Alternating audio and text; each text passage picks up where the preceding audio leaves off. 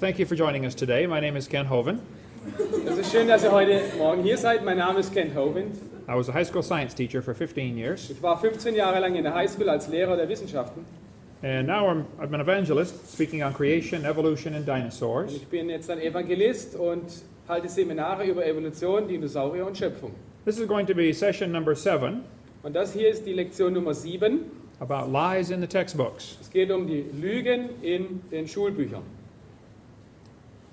One of my hobbies for many years has been collecting public school textbooks. Und eines meiner Hobbys seit vielen Jahren ist das Sammeln von Schulbüchern der öffentlichen Schulen.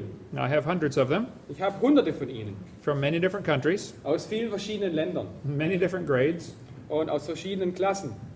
and there is much good science in the textbook. Und es gibt sehr viele gute Wissenschaft in diesen Schulbüchern. I am not against science. Und ich bin nicht gegen Wissenschaft. I like science. Ich mag Wissenschaft, I am concerned there are some lies mixed in our science textbooks. aber ich mache mir Sorgen darüber, dass ein paar Lügen in diesen Schulbüchern mit Wahrheit vermischt wurden. And that is what I'm concerned about. So, und darum kümmere ich mich. In the first part of my seminar series, we talk about how students are being lied to about the Big Bang, they're being lied to about the age of the Earth, they're being lied to about the cavemen, and being lied to about the dinosaurs. In den ersten 3 Videos meiner Serie zeige ich, wo Schüler belogen werden. Und zwar in Bezug auf den Urknall, das Alter der Erde, den Steinzeitmenschen und die Dinosaurier. In this video, we're going to talk about how students are being lied to, 25 more lies in the textbooks. Und in diesem Seminar werde ich jetzt zeigen, wie unsere Schüler und Studenten mit weiteren 25 Lügen konfrontiert werden. I'm not trying to get evolution out of the schools. Ich versuche nicht, die Evolution aus der Schule rauszukriegen. I'm not trying to get creation into the schools. Ich versuche auch nicht, die Schöpfungslehre in die Schulen hineinzubringen. I just want the lies out of the books. Ich möchte nur, dass die Lügen aus den Schulbüchern verschwinden. I'm not against teachers. Ich habe nichts gegen Lehrer. My mother retired from teaching public school. Meine Mutter ist jetzt in Rente und war früher Lehrerin in einer öffentlichen Schule. My brother is in his 34th year teaching public school right now. Und mein Bruder lehrt jetzt seit 34 Jahren in einer öffentlichen Schule. I taught school 15 years. Und ich war in der Schule 15 Jahre als Lehrer. There are many good teachers in the system. Und es gibt in diesem System viele gute Lehrer. I'm just concerned about the lies. Ich kümmere mich um die Lügen. Is there anyone here who thinks teachers or textbooks should be allowed to deliberately lie to students for any reason? Gibt es jemanden hier, der denkt, dass Lehrer oder Schulbücher Lügen verbreiten sollten aus irgendeinem Grund? Gibt es jemanden hier? Okay. Many states in America have laws that require textbooks to be accurate. Es gibt sehr viele Gesetze in den USA, die verlangen, dass Schulbücher richtig sind, richtige Dinge berichten. I don't know if you have a law in Germany like this, but it is common sense. The Ich weiß. textbooks should be accurate. Ich weiß nicht, ob es so ein Gesetz in Deutschland gibt, aber es wäre ein gesunder Menschenverstand, sowas zu verlangen. We should not deliberately be lying to students. Wir sollten unsere Schüler nicht absichtlich belügen. Textbooks in the United States just 100 years ago taught the students that God created the heavens and the earth. Vor 100 Jahren lehrten die Schulbücher in Amerika den Schülern, dass Gott die Himmel und die Erde in 6 Tagen geschaffen hat. They taught that prayer is a duty. Und es wurde gelehrt, dass das Gebet eine Pflicht ist. They taught the students that God governs the world in infinite wisdom. Und die Schulbücher lehrten die Schüler, dass Gott die Welt mit unendlicher Weisheit regiert. Today they teach the students that evolution is fact, not theory. Und heute wird gelehrt, dass Evolution eine Tatsache ist und keine Theorie. Something has changed in the last 100 years. In den letzten 100 Jahren hat sich etwas verändert. If someone thinks evolution is a fact, that is okay with me. Wenn jemand denkt, Evolution ist eine Tatsache, dann ist das für mich in Ordnung. And if they want to teach evolution to other people, I can understand. Und wenn er das jemand anderem beibringen will, kann ich das verstehen. But I don't understand why they would lie to support their theory. Aber ich kann nicht verstehen, warum sie lügen, um ihre Theorie zu unterstützen. Evolution is a dying religion surviving only on tax dollars. Evolution ist eine sterbende Religion, welche nur durch unsere Steuergelder am Leben erhalten wird. Is there anyone here who thinks teachers or textbooks should be allowed to use false information to get students to believe a theory? Ist hier jemand, der denkt, dass falsche Informationen richtig sind, nur um die Schüler dazu zu bringen, ihren Theorien zu glauben? No one? Okay. Niemand? Is there anyone here that thinks teachers that deliberately lie should be fired? Ist hier jemand anwesend, der denkt, dass ein Lehrer, welcher vorsätzlich lügt, gefeuert werden sollte? Ja. Okay. Good. Is there anyone here who thinks textbooks with lies should be banned or the lies torn out of the book? Gibt es hier jemand, welcher der Meinung ist, Schulbücher voller Lügen müssen verschwinden oder die Lügen darin sollten verschwinden? Okay, good. Amen. It has always amazed me as I study science how two people can look at the same thing and get opposite ideas of what they're seeing. Es hat mich immer verwundert in der Wissenschaft, wie Leute eine Tatsache anschauen können, aber verschiedene Meinungen darüber haben können. Two people can look at Grand Canyon. Zwei Leute können den Grand Canyon anschauen. They are both looking at the same canyon. Sie schauen beide auf denselben Canyon. One of them believes in evolution, Einer glaubt an Evolution and he says, wow, look what the Colorado River did for millions and millions of years. und der eine sagt dann, wow, schau mal, was der Colorado hier in Millionen von Jahren angerichtet hat. The creationist looks at the canyon Und der Schöpfungsgläubige schaut den Canyon an and says, wow, look what the flood did in about 30 minutes. und guckt mal, was die Flut gemacht hat in ungefähr 30 Minuten. The textbooks say, over millions of years, the Colorado River carved the Grand Canyon from solid rock. Im Lauf von Jahrmillionen formte der Colorado den Grand Canyon in den massiven Felsen hinein, sagen die Schulbücher. Is this true? Ist das wahr? It's a fact Grand Canyon exists. Es ist eine Tatsache, der Grand Canyon existiert. There are two interpretations of how it got there. Aber es gibt zwei Interpretationen, wie er entstand. The evolutionist will say the canyon formed slowly by a little bit of water and lots of time. Der Evolutionist sagt, der Canyon hat sich geformt langsam durch wenig Wasser, innerhalb langer Zeit. The creationist says, oh no, it formed quickly by lots of water and a little bit of time. Und der Kreationist sagt, der Canyon wurde schnell gebildet durch viel Wasser innerhalb kurzer Zeit. The people who believe in evolution are always trying to erase the line between their interpretation and the fact. Und die Evolutionisten versuchen immer wieder, diese Linie zu entfernen, damit die Schüler denken, ihre Erklärung sei ein Teil der Tatsachen. They include their interpretation as part of the fact. Und sie versuchen, ihre Interpretation als Tatsache auszugeben. You must be aware this is not correct. Aber du musst aufpassen, das ist nicht richtig. This author says the Colorado River has cut through layer upon layer of rock over millions of years. Und dieses Schulbuch sagt, der Colorado hat innerhalb Jahrmillionen Schicht um Schicht aus dem Felsen herausgeschnitten. I was in a debate with an atheist one time. Ich hatte einmal eine öffentliche Diskussion mit einem Atheisten. He said, Hovind, you are so stupid. Hey, Herr Hovind, du bist so dumm. Don't you know it took millions of years to make the Grand Canyon? Weißt du nicht, dass es Millionen von Jahren gebraucht hat, um den Canyon zu formen? I said, sir, I taught earth science for 15 years. Und ich sagte, mein Herr, ich habe 15 Jahre lang Wissenschaften unterrichtet I have studied the Grand Canyon quite a bit. und ich habe den Grand Canyon ein bisschen studiert. I was at the bottom of Grand Canyon 4 weeks ago. Ich war vor 4 Wochen am Grund des Grand Canyon. If you built a dam across Grand Canyon, a large lake would fill in behind it. Wenn du jetzt einen Staudamm bauen würdest im Grand Canyon, dann würde sich ein sehr großer See ansammeln. Some of the water from Wyoming drains through the Grand Canyon. Und einiges vom Wasser aus Wyoming fließt durch den Grand Canyon hindurch. There's a large drainage area behind this canyon. Es gibt hier ein sehr großes Einzugsgebiet hinter dem Canyon. This is a picture of Grand Canyon from a satellite. Und hier ist ein Satellitenfoto vom Grand Canyon. The river comes in on the right and goes across this way and comes out over here. Okay, rechts kommt der Fluss hinein und geht dann einfach durch den Canyon nach links durch. Between these two red lines is higher elevation. This is called the snow line. Und zwischen diesen beiden Linien gibt es eine Erhöhung. Das wird die, Snow line, elevation, high elevation. okay, die Schneelinie oder die Schneegrenze als Schneegrenze bezeichnet. The river enters the canyon Yeah. 850 meters above sea level. Der Fluss tritt auf Meereshöhe 850 Meter in den Grand Canyon ein. The top of this ridge that it cuts across is 2100 to 2600 meters above sea level.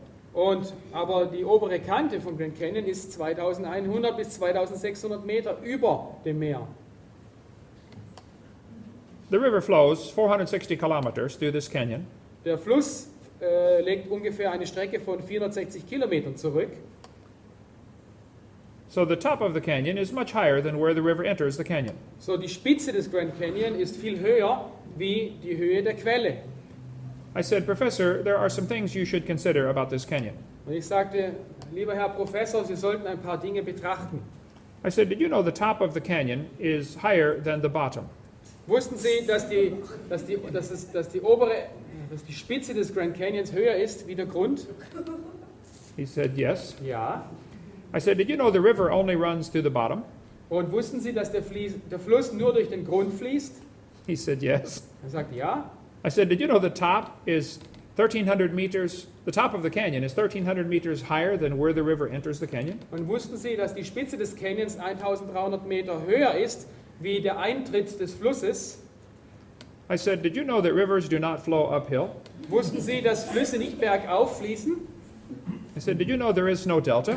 Und haben Sie gesehen, es gibt kein Delta? Nobody knows where the mud is that washed out of Grand Canyon. Und niemand weiß, wo der Dreck ist, der aus dem Grand Canyon herausgewaschen wurde. The water was going through so fast, the mud is probably in the Pacific Ocean. Das Wasser floss wahrscheinlich so schnell hindurch, dass der ganze Schlamm im Ozean ist.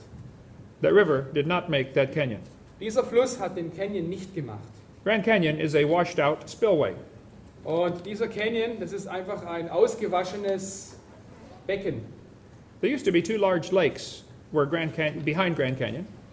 Und es gibt zwei Seen hinter dem Grand Canyon, The lakes are gone. aber diese Seen sind weg. The place where they flowed through is still there. Aber der Weg, den diese Seen genommen haben, der ist immer noch vorhanden. Anyone that has ever built a dam to hold water will understand. Und jeder, der schon mal einen Damm gebaut hat, der weiß das. Once the water gets too deep and goes over the top of the dam, Irgendwann, wenn das Wasser zu hoch wird und über den Damm schwappt, it will wash out a crack in a few seconds. dann wird es eine Lücke in den Damm herein oder herauswaschen in ein paar Sekunden. Almost all rivers come together at angles less than 90 degrees. Und alle Flüsse kommen zusammen mit einem Winkel kleiner als 90 Grad. If you look at Grand Canyon, the rivers on the left side come together at less than 90 degrees. Und wenn du den Canyon anguckst, die Flüsse links davon, kommen alle zusammen mit einem Winkel kleiner als 90 Grad. The rivers on the right side go backwards to hit the main channel. Und die Flüsse auf der rechten Seite fließen alle rückwärts in den Kanal hinein.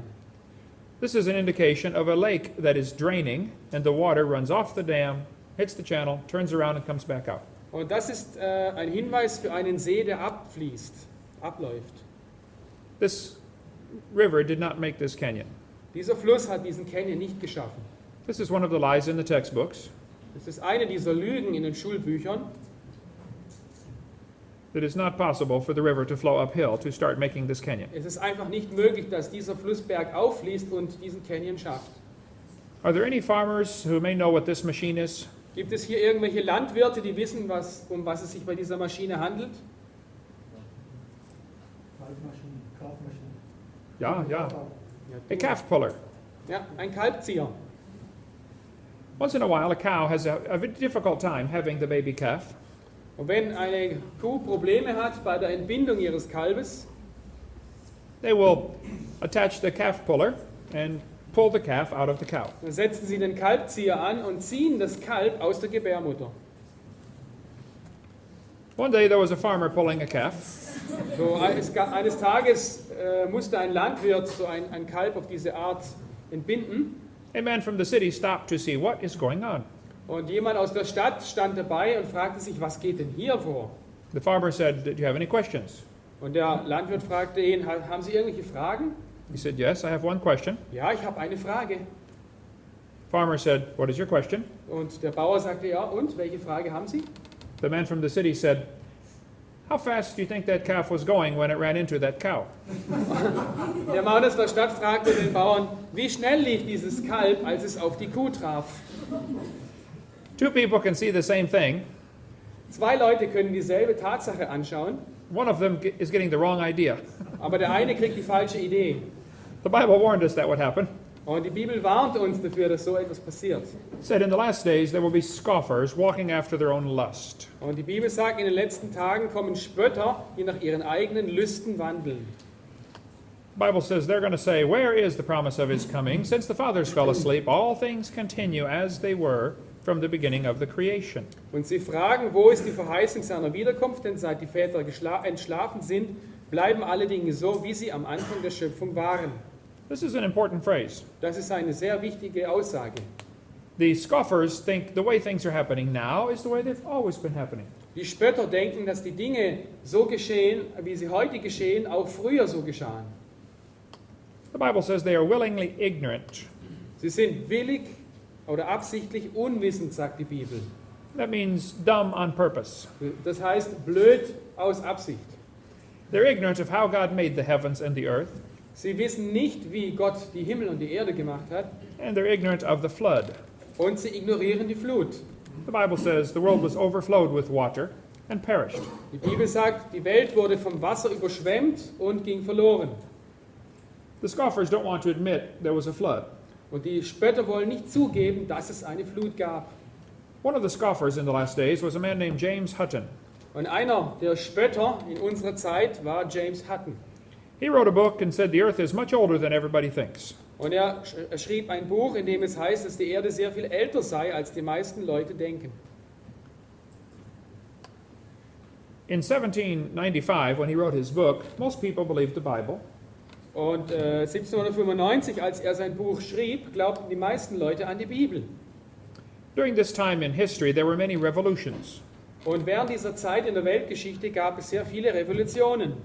We had the American Revolution, the French Revolution, the Spanish, the Polish, the Italian, the German. Wir hatten die amerikanische, die französische, die spanische, polnische, italienische und deutsche Revolution. Everyone was eliminating monarchy and establishing democracy. Jeder hat die Monarchie abgeschafft und die Demokratie eingesetzt.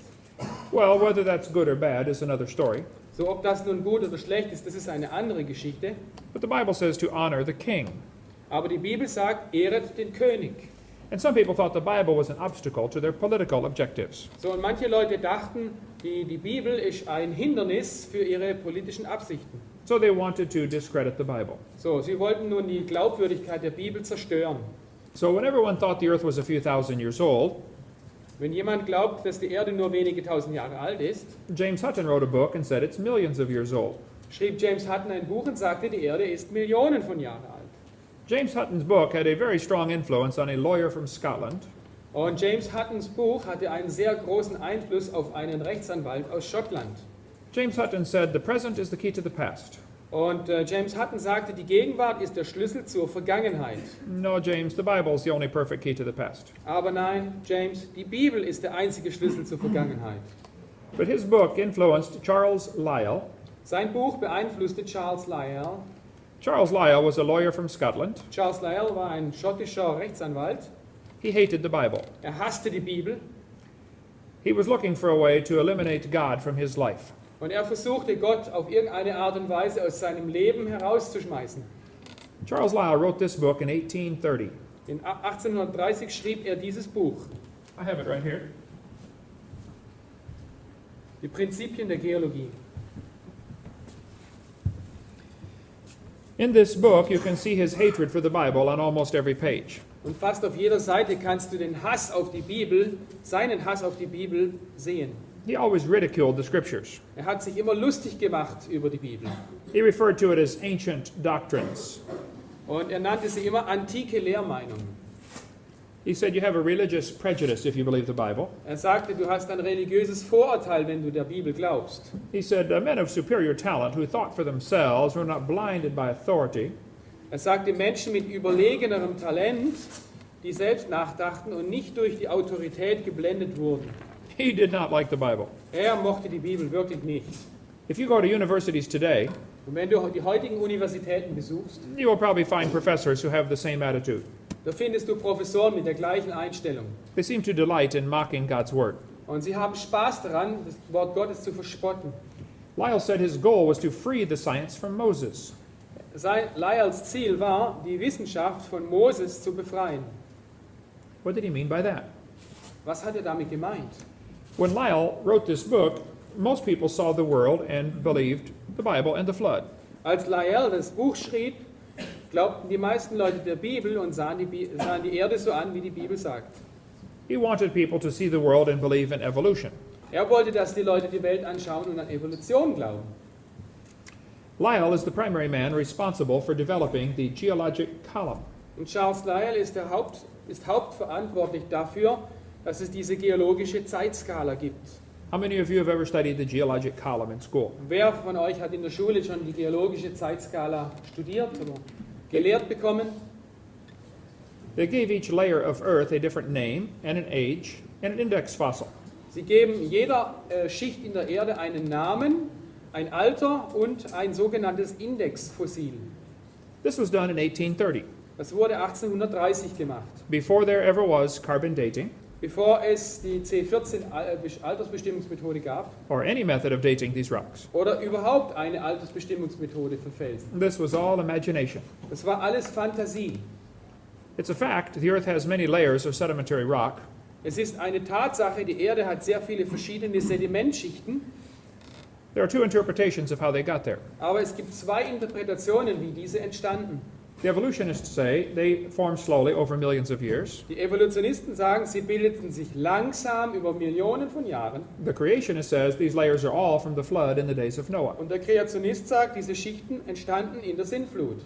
And once again, they always try to erase the line between their interpretation and the fact. Und immer wieder versuchen sie hier, die Trennlinie zwischen ihrer Interpretation und den Tatsachen zu entfernen. The geologic column is actually the Bible for the evolutionist. Die geologische Zeitsäule ist die Bibel der Evolutionisten. It can only be found one place in the world. Man kann sie nur an einer einzigen Stelle auf der Welt finden.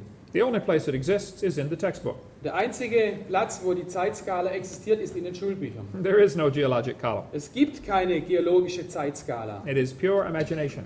Es ist reine Fantasie. This man admits it. Und dieser Mann hier gibt es zu. He said if there were a column of sediments, Wenn es eine Säule von Sedimenten gäbe, unfortunately no such column exists. unglücklicherweise existiert aber solch eine Säule nicht.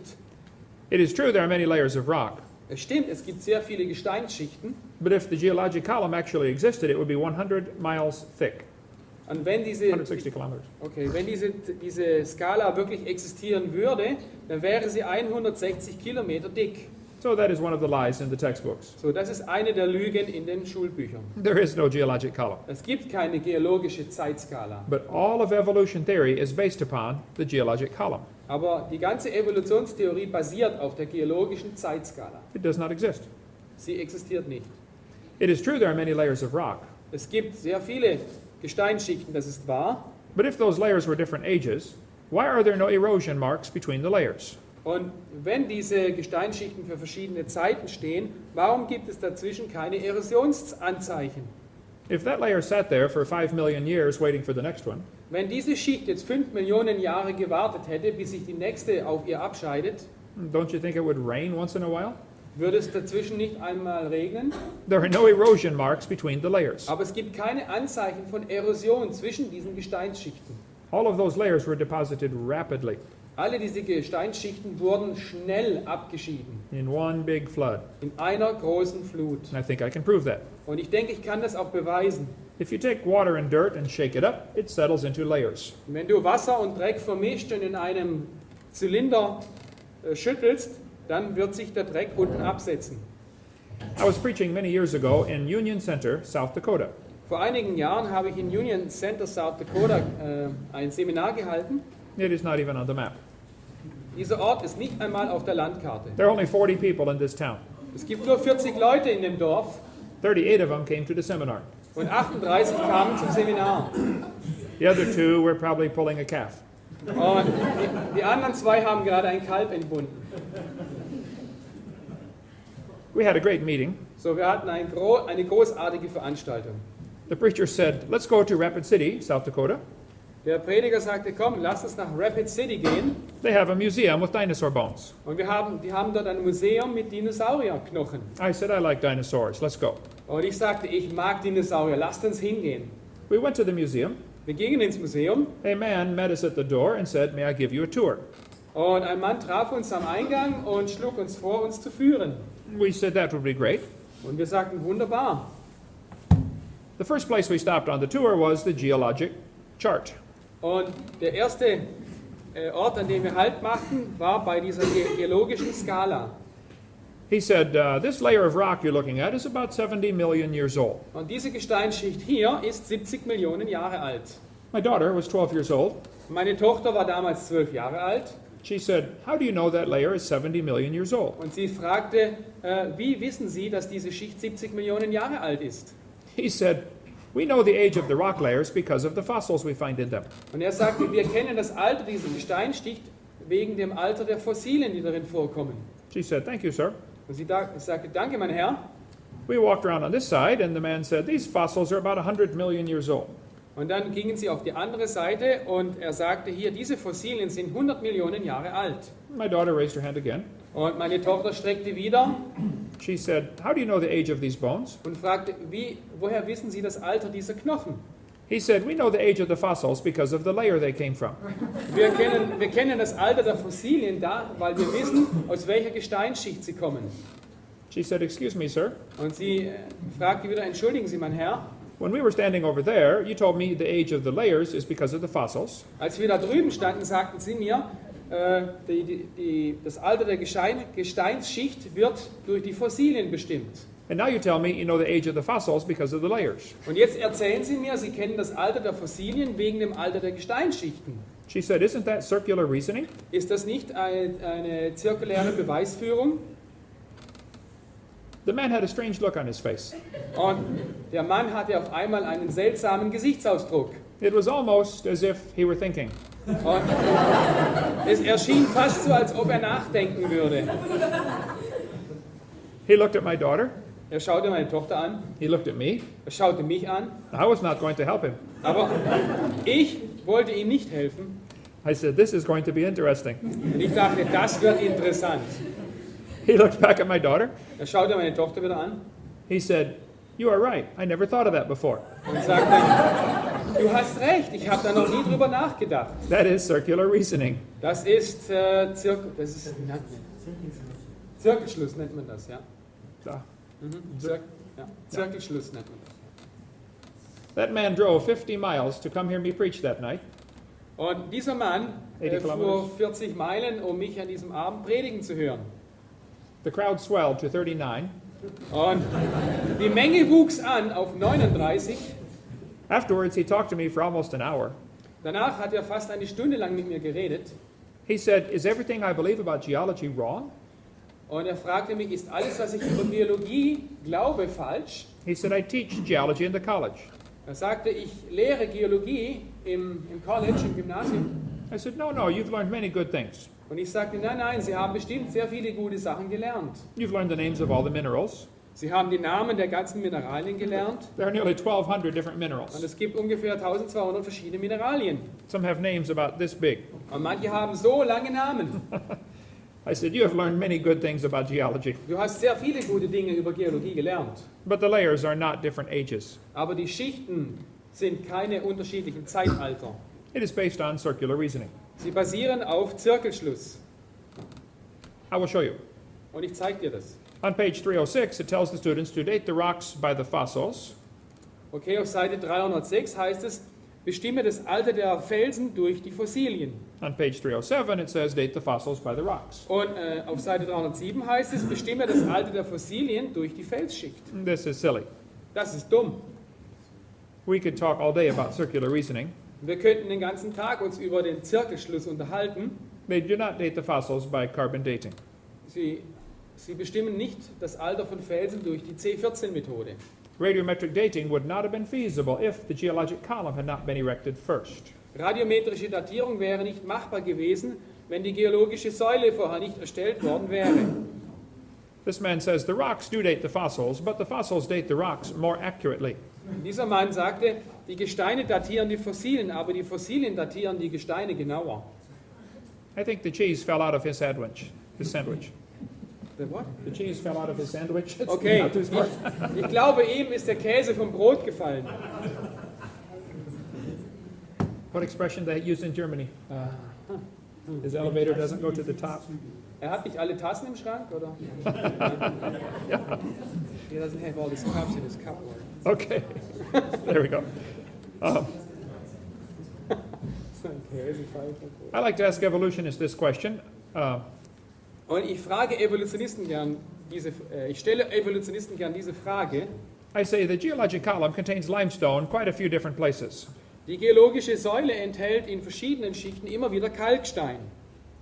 If I hand you a piece of limestone, how do you know if it's 100 million years old or 600 million years old? Und wenn ich dir so ein Stück Kalkstein gebe, woher willst du wissen, ob es 100 Millionen Jahre alt ist aus dem Jura oder 600 Millionen Jahre alt aus dem Kambrium? They're both limestone. Das sind beide Kalkstein. He said, we tell by the index fossils. Ja, das wissen wir von den Indexfossilien her. That is my point. Und genau darauf will ich hinaus. They date the rocks by the fossils. Sie datieren das Alter der Geschichten durch die Fossilien. This textbook shows the students a trilobite. Und in diesem Schulbuch wird den Schülern ein Trilobit gezeigt. It says trilobites are good index fossils. Und sie sagen, Trilobiten sind gute Indexfossilien oder Leitfossilien. If you find a trilobite, the rock is 500 to 600 million years Und old. wenn du irgendwo einen Trilobiten findest, dann ist diese Gesteinsschicht 500 bis 600 Millionen Jahre alt. I don't believe this is true. Aber ich glaube nicht, dass das stimmt.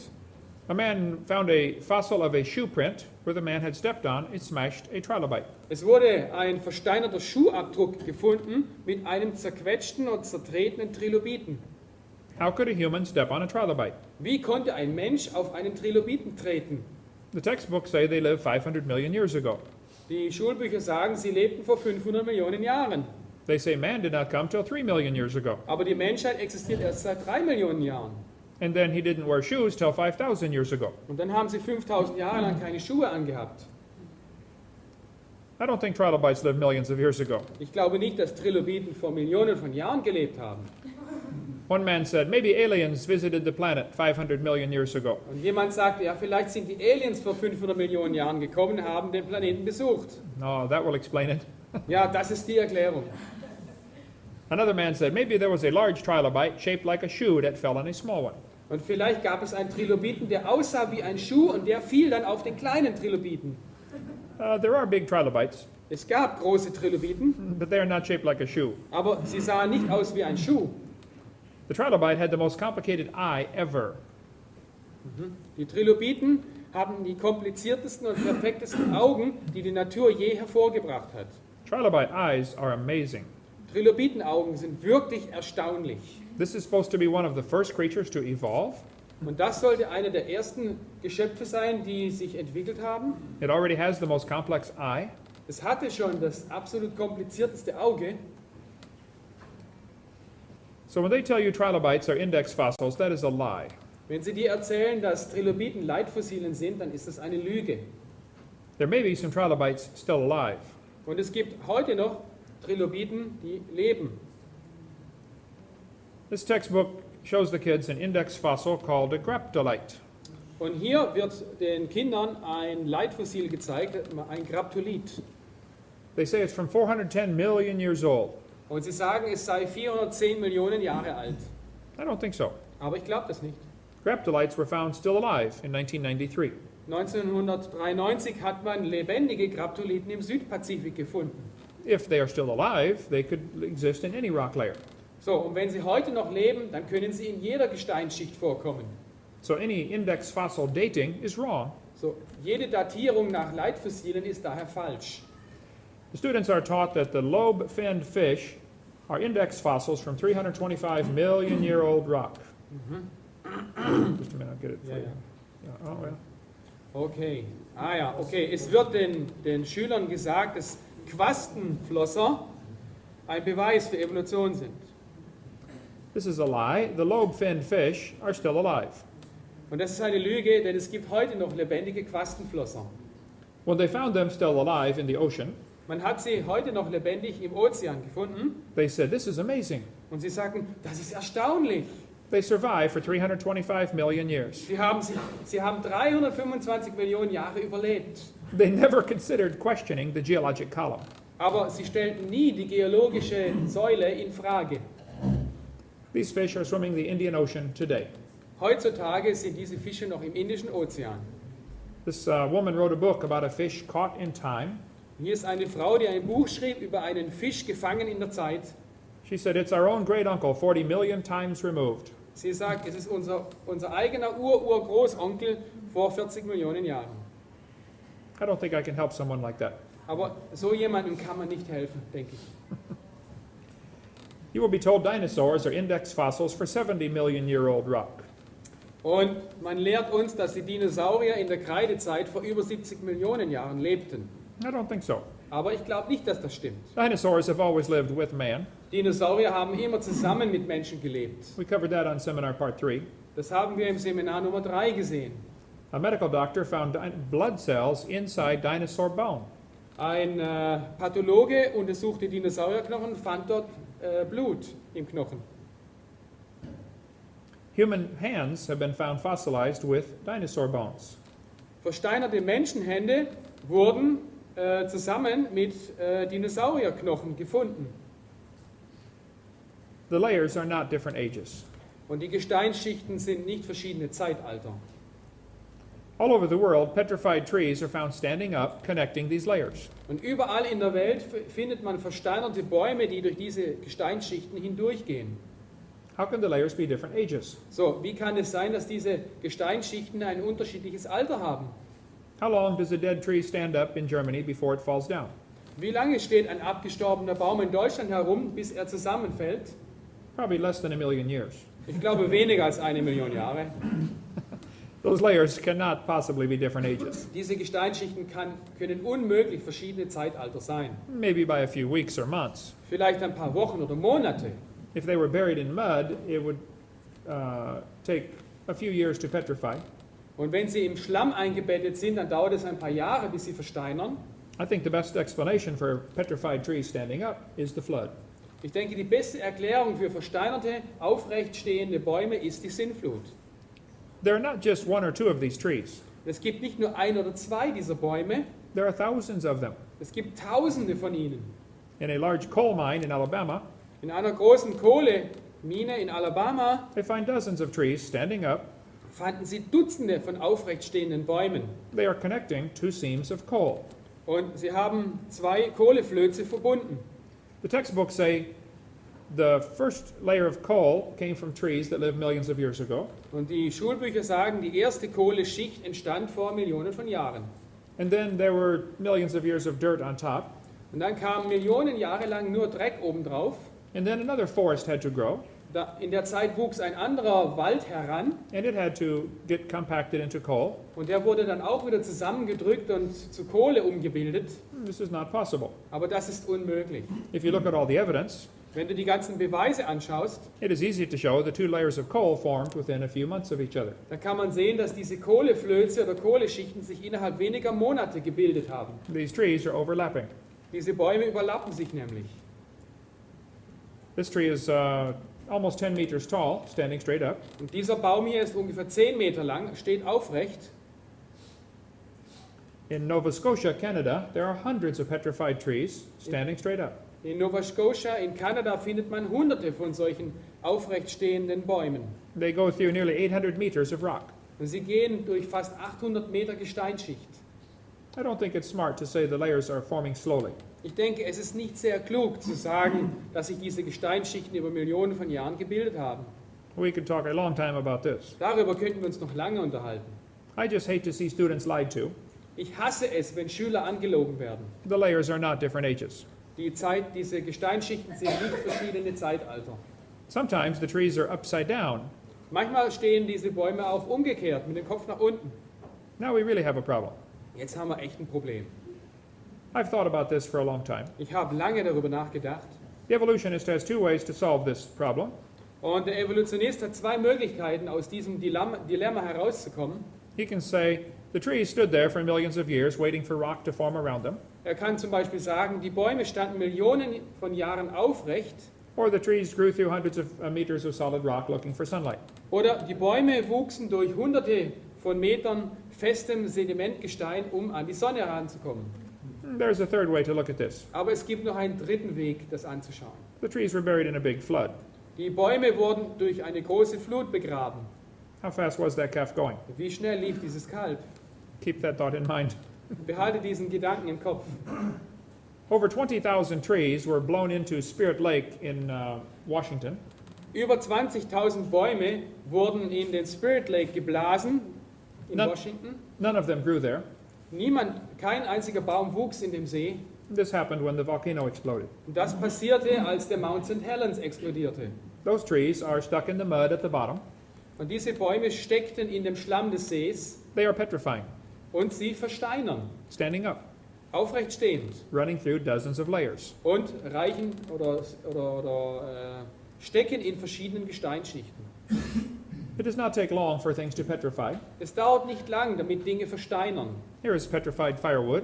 Hier haben wir versteinertes Feuerholz Here's a petrified dog inside a tree. und hier ein versteinerter Hund in einem Baum. He apparently chased an animal up the tree and got stuck. Er hat sehr wahrscheinlich ein Tier gejagt und ist dort stecken geblieben. Here's a petrified cowboy boot. Hier haben wir einen versteinerten Cowboy-Stiefel The leg is still inside the boot. und immer noch steckt das Bein des Cowboys drin. The boot was made in the 1950s. Und der Stiefel wurde in den 50er Jahren gemacht. This is a petrified fish giving birth. Und hier sehen wir einen versteinerten Fisch, der gerade ein Kind auf die Welt bringt. It does not take millions of years to give birth. Aber eine Geburt dauert nicht Millionen von Jahren. Here's a petrified hat. Und hier haben wir einen versteinerten Hut. Petrified pickle in a jar. Und hier haben wir eine versteinerte Gurke in einem Glas. I have this one in my museum. Diese steht in meinem Museum. The lid to the jar rusted off, Und der Deckel des Glases ist verrostet. and the pickle inside turned to stone. Und die Gurke versteinerte da drin. Here's our petrified sacks of flour. Und hier ist ein versteinerter Mehlsack. This is from a flour mill that flooded in 1910. Und das ist von einer Mühle, die 1910 überflutet wurde. So when they tell you layers are different ages, that is simply a lie. Und wenn sie dir erzählen, diese Gesteinsschichten stellen Zeitalter dar, dann ist das eine Lüge. 80 to 85% of the Earth's surface does not even have 3 of these geologic periods in correct consecutive order. 80 bis 85% der Oberfläche des Festlandes haben nicht einmal 3 geologische Perioden in dieser korrekten Aufeinanderfolge. This geologic column does not exist, but that changed people's worldview back in the 1830s.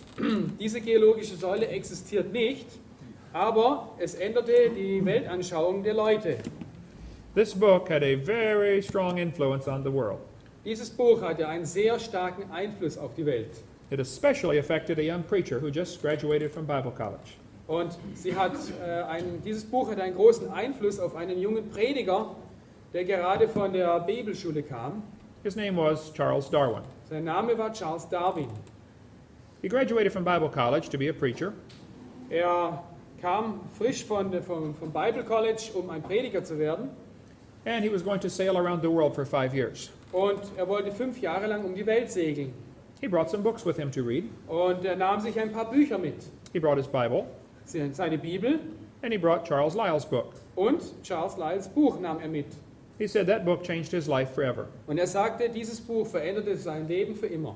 That is very true. Und das stimmt absolut. He said, disbelief crept over me slowly. I felt no distress. Und der Unglaube überkam mich zuerst sehr, sehr langsam und ohne Spannung. He lost his faith in the Bible. Und er verlor den Glauben an die Bibel. After he died, his wife invented the story that he repented on his deathbed. Und nach seinem Tod erfand seine Ehefrau die Geschichte, dass er auf seinem Sterbebett Buße tat. That story still circulates today. Und diese Geschichte ist heute noch überall zu hören. As Darwin sailed around the world, Als Darwin die Welt umsegelte, he came to these islands right there. erreichte er genau hier diese Inseln. There on those islands, he noticed there were 14 varieties of finches. Und auf diesen Inseln gibt es 14 Variationen von Finken. He studied the birds carefully. Er studierte diese Vögel sehr genau He said, I think these birds have a common ancestor. und er sagte, ich denke, diese Vögel haben einen gemeinsamen Vorfahren. I agree. Und da stimme ich ihm zu. It was a bird. Es war ein Vogel. Then he said, maybe this proves birds are related to bananas. Und er sagte, vielleicht beweist das die Verwandtschaft dieser Vögel mit Bananen. People say, oh, he did not say that. Und Leute sagen, nein, das hat er nie gesagt. Yes, he did. Aber doch, das hat er. Here's his book right here Hier ist sein Buch on page 170. auf Seite 170. He said, it's a truly wonderful fact that all animals and all plants throughout all time and space should be related to each other. Und er sagte, es ist eine wunderbare Tatsache, dass alle Tiere und Pflanzen durch Zeit und Raum miteinander verwandt sind. Just because you see 14 kinds of birds, Nur weil du 14 verschiedene Arten von Vögeln siehst, that does not prove birds are related to bananas. bedeutet das nicht, dass Vögel mit Bananen verwandt sind. What Charlie observed is sometimes called microevolution. Was Charlie hier beobachtete, nennen wir Mikroevolution. I don't like that word. Ich mag dieses Wort aber nicht, I think it confuses the students. weil es die Schüler durcheinander bringt. But we will explain it. Aber wir werden das erklären. Microevolution tells us dogs produce a variety of dogs. Mikroevolution sagt, dass ein Hund andere Arten von Hunden produziert. And roses produce a variety of roses. Und Rosen bringen andere Arten von Rosen hervor. This is a fact. Das ist eine Tatsache. It's also what the scriptures teach. Und das ist auch genau das, was die Bibel lehrt. They will bring forth after their kind. Sie bringen andere Arten vor nach ihrer Art. The question is, does it go any farther than that? Aber die Frage ist, geht es weiter als das? This word evolution has many different meanings. Das Wort Evolution hat sehr viele unterschiedliche Bedeutungen. Big dogs and little dogs probably have a common ancestor. Große Hunde, kleine Hunde haben sehr wahrscheinlich einen gemeinsamen Vorfahren. It was a dog. Das war ein Hund. And we showed how that a dog, a wolf, and a coyote probably have a common ancestor. Und wir haben schon gesehen, dass ein Hund, ein Wolf und ein Kojote wahrscheinlich einen gemeinsamen Vorfahren haben. But a child knows they're the same kind of animal. Und sogar ein Kind weiß, dass sie zu derselben Tierart gehören. Yesterday we had a 5-year-old who could get it right. Und gestern hatten wir einen 5-Jährigen, der das richtig festgestellt hat. We said we have a dog, a wolf, a coyote, and a banana. Which one is not like the others? Und wir fragten hier, wir haben einen Hund, einen Wolf, einen Kojote und eine Banane. Wer ist anders als die anderen? And he said, the banana. Und er sagte, die Banane. That's right. That's what the Bible teaches. They shall bring forth after their kind. Und das ist genau das, was die Bibel sagt. Ein fruchttragender Baum bringt hervor nach seiner Art. Das lebendige Getier nach seiner Art. There are no exceptions to that. Es gibt keine Ausnahmen. If someone wants to believe it was different in the past, Wenn jemand glauben möchte, dass es in der Vergangenheit anders war, that is fine with me. okay, habe ich kein Problem damit. But it's not science. Aber das ist nicht Wissenschaft. It's their religion. Es ist Religion. The word evolution has 6 meanings. Das Wort Evolution hat 6 Bedeutungen. We covered this yesterday. Das haben wir uns gestern schon angeschaut. There would have to be cosmic evolution, chemical evolution, stellar evolution, organic, macro, and micro. Es gibt die kosmische Evolution, die chemische Evolution, die planetare Evolution, die organische Evolution, die Makroevolution und die Mikroevolution. Number 6 is actually scientific. Und die 6. Art ist wirklich wissenschaftlich belegbar. The first 5 are religious. Die ersten 5 sind religiös. You have to believe that they happened. Du musst glauben, dass sie passiert sind. It's only imagination. Das ist nur Fantasie, It's not science. aber nicht Wissenschaft. This textbook changes the definition. Und dieses Schulbuch hier ändert die Definition von Evolution. They say evolution is change over time. Sie sagen, die Evolution hat sich verändert über die Zeit. I agree. Things change. Und ich stimme damit überein, dass sich Dinge verändern. Then they say, in other words, living things have changed over time. Und sie sagen hier, es gibt keinen Zweifel, dass sich lebendige Dinge über die Zeit verändert haben. Are they going to skip the first 4 definitions of the word? Werden sie hier die ersten 4 Definitionen verwerfen? They want to start with living things. Sie wollen anfangen mit lebendigen Dingen. How would they explain the other ones? Wie wollen sie die anderen erklären? They don't want to talk about those. Aber darüber wollen sie nicht reden, They have no idea how this can happen. weil sie keine Idee haben, wie das passieren könnte. Then they say, in other words, evolution is a change in species over time. Und sie sagen, Evolution kann man definieren als die Veränderung der Arten über die Zeit. That's a lie. That's not really what they mean. Aber das ist eine Lüge, das ist nicht das, was sie wirklich meinen. They want to give you examples of microevolution. Sie möchten dir Beispiele von Mikroevolution geben, There are millions of those. und es gibt Millionen von diesen Beispielen, And make you believe that all the theory has been proven. und möchten dir damit weismachen, dass die Theorie damit bewiesen ist. Variations certainly happen, but they have limits. Variationen passieren, aber sie haben Grenzen. Farmers have been trying to get bigger pigs for a long time, Bauern versuchen, größere Schweine zu züchten, schon seit langem, but they will never get a pig as big as Texas. aber sie werden nie so große Schweine bekommen wie die in Texas. There's a limit. Es gibt eine Grenze. Roaches become resistant to pesticides, Kakerlaken werden resistent gegen Pestizide, but they will never become resistant to a sledgehammer. aber sie werden nie resistent einem Hammer gegenüber. There's a limit. Es gibt eine Grenze. They always produce the same kind of plant or animal. Sie bringen immer dieselbe Art von Tier oder Pflanze hervor. That's not really evolution. Das ist nicht Evolution. It's variations of the same kind. Das ist einfach nur die Variation innerhalb der gleichen Art. The gene pool of the new variety is always more limited than before. Der Genpool der neuen Variation ist immer begrenzter oder kleiner wie der vorherige Genpool. Someone spent years trying to make the Chihuahua. Jemand hat sich jahrelang abgemüht, den Chihuahua zu schaffen. All of that time and money to make a dog that is 100% useless. So viel Geld und Zeit, einen Hund hervorzubringen, der 100% nutzlos ist. How long would the Chihuahuas last in the real world? Wie lange würde ein Chihuahua in der Realität überleben? Not very long. Nicht besonders lange. There are varieties of corn. Es gibt verschiedene Varianten von Mais. They probably had a common ancestor. Und sie hatten wahrscheinlich einen gemeinsamen Vorfahren. Corn. Mais. Real evolution would need an increase in genetic complexity. Wirkliche Evolution würde eine Zunahme an Information benötigen. We never see that. Aber wir sehen nicht, dass das passiert. I grew up in Illinois. Ich bin in Illinois aufgewachsen There are hundreds of kinds of corn, und es gibt hunderte verschiedene Maisarten.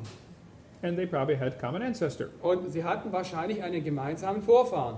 But you will never get a hamster or a tomato or a whale to grow on your cornstalk. Aber du wirst es nie schaffen, dass ein Wal oder eine Tomate oder ein Hamster aus deiner Maispflanze herauskommt. There is a limit. Es gibt eine Grenze. There are a variety of dogs in the world. Es gibt eine Vielzahl Arten von Hunden in der Welt. This Irish textbook calls it divergent evolution. Und dieses Schulbuch nennt dieses Phänomen divergierende Evolution.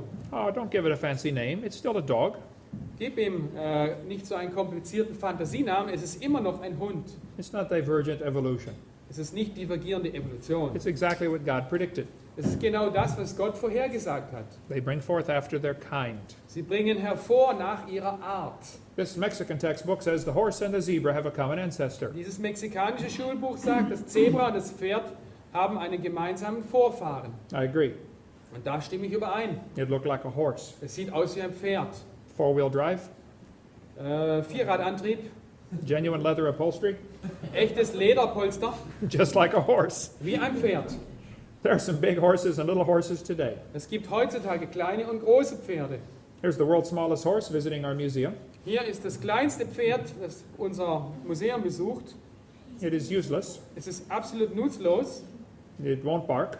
Es wird nicht bellen. You can't ride it. Du kannst es nicht reiten. My granddaughter could ride it. Meine Enkelin kann es reiten. Horses, zebras, and asses can be crossbred. Also Pferde, Zebras und Esel kann man kreuzen. They have competition in California Sie haben Wettbewerbe in Kalifornien. to see who can get the strangest animal. Wer bringt das seltsamste Tier hervor? They get Zorses, Zonkies, Zionis, Zedonks, and Shebras. Sie haben das Pferd, den Zesel, das Zeoni, den Zebesel und das Schebra. They crossbreed many different ways. Sie versuchen es auf verschiedene Arten zu kreuzen. Here are zebroids. Man sieht hier Zebroide. In the last 100 years, the Kentucky Derby has had an average winning speed drop from 127 to 123. Und im Kentucky Derby gab es in den 100 letzten Jahren unterschiedliche Durchschnittsgeschwindigkeiten. Von 127 Sekunden bis auf 123 Sekunden war die Durchschnittsgewinnerzeit. They have had some good times turned in the past. Sie hatten ein paar sehr gute Zeiten in der Vergangenheit. How much money do you think has been spent trying to get faster horses to win the Kentucky Derby? Was denkst du, wie viel Geld wurde hier eingesetzt, um schnellere Pferde zu züchten, die am Kentucky Derby gewinnen? How much careful selective breeding has been done?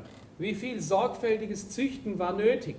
Like millions of dollars. Ich denke, Millionen von Dollar wurden hier eingesetzt. I don't know if they reached the limit or not. Ich bin nicht sicher, ob sie das Limit oder die Grenze erreicht haben. I think they're probably getting close. Ich denke, sie kommen sehr nahe dran. If you really want to win this race, Wenn du wirklich dieses Rennen gewinnen willst, why don't you grow wings on your horse and fly around the track in 10 seconds? warum züchtest du nicht Flügel an die Pferde und gewinnst in ein paar Sekunden dieses Rennen? The point is, there are limits. Der Punkt ist, es gibt Begrenzungen. The evolutionist does not seem to understand this. Aber der Evolutionist scheint das nicht zu verstehen. Probably the cows had a common ancestor. Wahrscheinlich hatten die Kühe einen gemeinsamen Vorfahren It was a cow. und es war eine Kuh. There's a magazine to order chickens. Es gibt ein Magazin, bei dem man Hühner bestellen kann. There are 20 varieties of chickens you can order. Es gibt dort 20 verschiedene Arten von Hühnern zum Bestellen. But it says, jungle fowl are the original bird from which all varieties of chickens are derived. Und hier gibt es den roten Dschungelhahn, von dem alle anderen Varianten abgeleitet wurden. All of the chickens had a common ancestor. Alle diese Hühner hatten einen gemeinsamen Vorfahren. And guess what it was? Nun rate mal, was es war. A chicken. Ein Huhn. There are 8 kinds of bears in the world. Es gibt 8 verschiedene Bärenarten in der Welt. They might have had a common ancestor. Und sie haben wahrscheinlich einen gemeinsamen Vorfahren. A bear. Ein Bär. Broccoli, cauliflower, and cabbage all came from a common root. Brokkoli, Spinat und Cauliflower, weiß ich nicht was. Hä? Wie? Blumenkohl haben alle einen gemeinsamen Vorfahren. It was a plant. Das war eine Pflanze. That's not evolution. Das ist nicht Evolution. This is an English walnut tree grafted onto the stump of a black walnut tree. Und hier gibt es einen Walnussbaum, der auf den Stamm eines schwarzen Walnussbaums aufgepfropft wurde. There are millions of these in California. Es gibt Millionen von diesen in Kalifornien. The English walnut tree has better fruit, better nuts, Der englische Walnussbaum liefert bessere Nüsse, but the root system rots easily. aber das Wurzelsystem verfault sehr schnell. The black walnut root system is very good, Und das Wurzelsystem des schwarzen Walnussbaums ist sehr gut, but the nut is hard to crack and does not taste as good. aber die Nuss ist sehr schwer zu knacken und schmeckt auch nicht besonders gut. So they graft them together. So haben sie sich einfach zusammengepfropft. That's because they are the same kind. Das geht deswegen, weil sie von derselben Art sind. You could never grow this tree on the back of a turtle. Und du kriegst diesen Baum nie zum Wachsen auf dem Rücken einer Schildkröte. The Bible says they bring forth after their kind. Die Bibel sagt, sie bringen ihre Nachfahren vor nach ihrer Art. There are no exceptions to that. Und es gibt keine Ausnahmen für diese Regel. God said that 10 times in the first chapter. Im ersten Kapitel in der Bibel sagt Gott das 10-mal. I think he wants us to get the message, Ich denke, to get this message, to understand the meaning. okay, ich möchte, dass ihr das wirklich versteht. James Hutton wrote a book and made people doubt the earth was 6,000 years old. Ein Mann namens Hutton schrieb ein Buch und dadurch zweifelten Menschen die Tatsache an, dass die Erde 6000 Jahre alt ist. Charles Lyell wrote a book and made people doubt the flood. Charles Lyell schrieb ein Buch und ließ Menschen an der Sintflut zweifeln. Charles Darwin wrote a book and made people doubt the Creator. Charles Darwin schrieb ein Buch und ließ die Menschen am Schöpfer zweifeln. And those same 3 teachings are still in textbooks today. Und alle 3 dieser falschen Lehren stehen immer noch in den Schulbüchern heutzutage. We are still teaching students the earth is millions of years old. Wir bringen Schülern immer noch bei, die Erde ist Millionen von Jahren alt. We are still teaching them this uniformitarian idea. Und wir bringen ihnen immer noch diese uniformitarianistische Idee, dass die Gegenwart der Schlüssel zur Vergangenheit ist. That is what Lyell taught. Das ist, was Lyell lehrte. And we're still teaching them we got here by evolution. Und wir lehren ihnen, die Kinder, immer noch, dass wir hier sind ohne Gott. That is what Charles Darwin taught. Und das ist, was Charles Darwin lehrte. Hitler said, let me control the textbooks, I will control the state. Hitler sagte, lass mich die Lehrbücher oder Schulbücher kontrollieren und ich werde den Staat kontrollieren. Professor Wilson from Alabama said he was a born-again Christian. Professor Wilson aus Alabama sagte, ich bin ein wiedergeborener Christ. Go ahead and read this in German. Als ich 15 war, trat ich in der südlichen Baptistenkirche ein, mit großem Eifer und Interesse an der Religion der Fundamentalisten. Ich trat mit 17 aus, als ich an die Universität von Alabama kam und von der Evolutionstheorie hörte. His first year in college destroyed his faith in the Bible. Das erste Jahr am College zerstörte seinen Glauben an die Bibel. This happens to millions of students. Und das passiert Millionen von Schülern. Scott wrote me a letter. Scott schrieb mir einen Brief. He said, you can read this in German here. Dr. Hovind, bis ich ins College ging, war mein Glaube an Gott gesund, aber mein Geschichtsunterricht am College hat dazu geführt, dass dieser Glaube zerstört wurde. Ich fing an, die Bibel, Gottes Wort, anzuzweifeln. Ich fing sogar an, daran zu zweifeln, dass Jesus wirklich Gottes Sohn ist und für meine Sünden starb und auferstand. Mein bester Freund zeigte mir ihre Videos und was ich sah, erfüllte mich mit Ehrfurcht. Alles, was ich dachte, über das Leben zu wissen, änderte sich. His college history class almost destroyed his faith. Der Geschichtsunterricht in seinem College zerstörte fast seinen Glauben. This happens every day. Das passiert jeden Tag. 75% of children raised in Christian homes who go to public school reject the Christian faith after 1 year of college. 75 aller Kinder aus christlichen Elternhäusern, die öffentliche Schulen besuchen, werden einfach in ihrem Glauben verzweifeln im ersten Jahr. I think the creation ministry is the greatest ministry in the world today. Und ich denke, der Schöpfungsdienst ist der größte Dienst heutzutage in der Welt. This is the message this world needs. Das ist die Botschaft, die diese Welt braucht. There are two great sermons in the book of Acts. Es gibt in Apostelgeschichte 2 große Predigten. In Acts chapter 2, Peter was preaching to the Jews.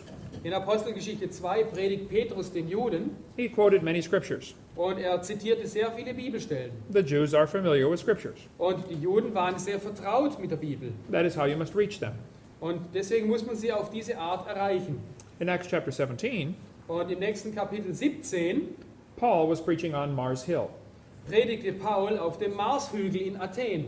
He did not quote one scripture. Aber er hat nicht eine einzige Bibelstelle zitiert. An entire sermon with no Bible verses. In der ganzen Predigt gab es keine Bibelstellen. He said, I want to talk to you about the unknown God.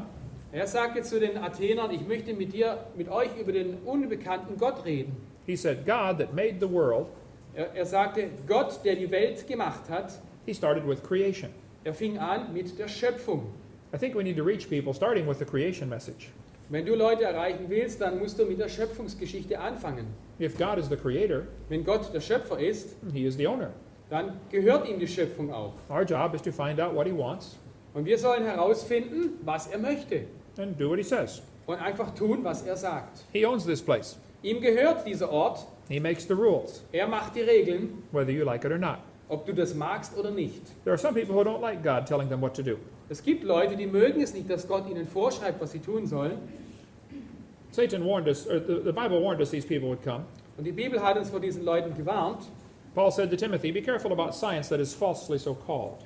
Und die Bibel sagt hier, O Timotheus, bewahre das dir anvertraute Gut, indem du ungöttlichen und eitlen Reden und Widersprüchen der fälschlich sogenannten Wissenschaft vermeidest. Evolution is not science. Evolution ist nicht Wissenschaft. It's a religion. Es ist eine Religion. It's a substitute for Christianity. Es ist ein Ersatz für das Christentum. There are probably thousands of people within a few miles of here who believe in evolution. Und es gibt im Umkreis von vielen tausend Kilometern Leute, die an Evolution glauben. Everyone thinks the mission field is across the ocean. Und jeder denkt, das Missionsfeld ist irgendwo hinter dem Ozean. No, it's across the street. Nein, es ist über der Straße. There's somebody you can reach with the creation Und story. es gibt jemanden, den du mit der Schöpfungsgeschichte erreichen kannst. We have found that spreading the message of creation is a great evangelistic tool. Und wir haben herausgefunden, wenn man die Schöpfungsgeschichte verbreitet, hat man ein sehr gutes evangelistisches Werkzeug. And you could get involved in this. Und du kannst hier auch mitmachen. You say, oh, I don't understand carbon dating. Oh nein, ich habe keine Ahnung von C14-Methode. Okay, then help the 10-year-olds understand creation. Okay, egal, dann hilft den 10-Jährigen, die Schöpfung zu verstehen. They never ask about carbon dating. Sie stellen nie Fragen über C14-Methode. Everybody can reach somebody. Jeder kann irgendjemand erreichen. There's somebody who will listen to you today. Und es wird irgendjemand geben, der dir auch heute zuhört. You can get our materials and make copies. Und du kannst unser Material bekommen und es kopieren. People will sit home and watch a video that you will never get to come to church. Und Leute werden ein Video angucken zu Hause, aber das sind genau die Leute, die nie in die Gemeinde kommen würden. Especially men. Vor allem Männer. If they're sitting at home holding the remote, Und wenn die Männer zu Hause sitzen, ihre Fernbedienung halten, this feeling of power surges through their body. und durchströmt sie ein Gefühl der Macht. How many know what I'm talking about? Wie viele wissen, was es bedeutet? Yes! Give them a videotape to watch. Gib ihnen ein Video, das sie anschauen können. It is amazing how many will get saved. Es ist wirklich erstaunlich, wie viele Leute gerettet werden. If you're here today and you're not sure you're a Christian, Wenn du heute hier bist und du weißt nicht sicher, ob du ein Christ bist, then what are you waiting for? auf was wartest du? You need to think about this. Du solltest darüber nachdenken. You'll be dead for a long time. Du wirst eine lange Zeit tot sein You could die today. und du kannst heute sterben. Have you seen the way they drive in your country? Hast du gesehen, wie sie in deinem Lande fahren? I'm going to die someday. Ich werde eines Tages sterben. I'm going to try to make it the last thing I do, Und ich versuche, dass es das Letzte ist, was ich tue. but it's going to happen. Aber es wird passieren. It's going to happen to you too. Und dir wird es auch passieren. And you will be dead for a long time. Und du wirst eine lange Zeit tot sein.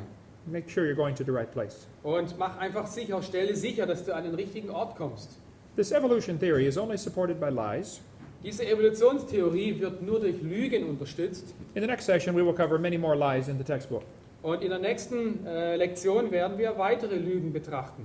Go home and call someone and bring them with you to the seminar. Wenn du nach Hause gehst, ruf jemanden an und bring ihn mit zu diesem Seminar. And we will see you this afternoon. Und wir werden uns heute Nachmittag wieder sehen. Thank you for joining us.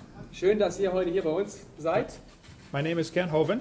Mein Name ist Kent Hovind. I taught high school science for 15 years, Ich lehrte auf der High School seit 15 Jahren Wissenschaft. and now I speak on creation and evolution Und nun spreche ich über die Schöpfung, Evolution und Dinosaurier. and dinosaurs.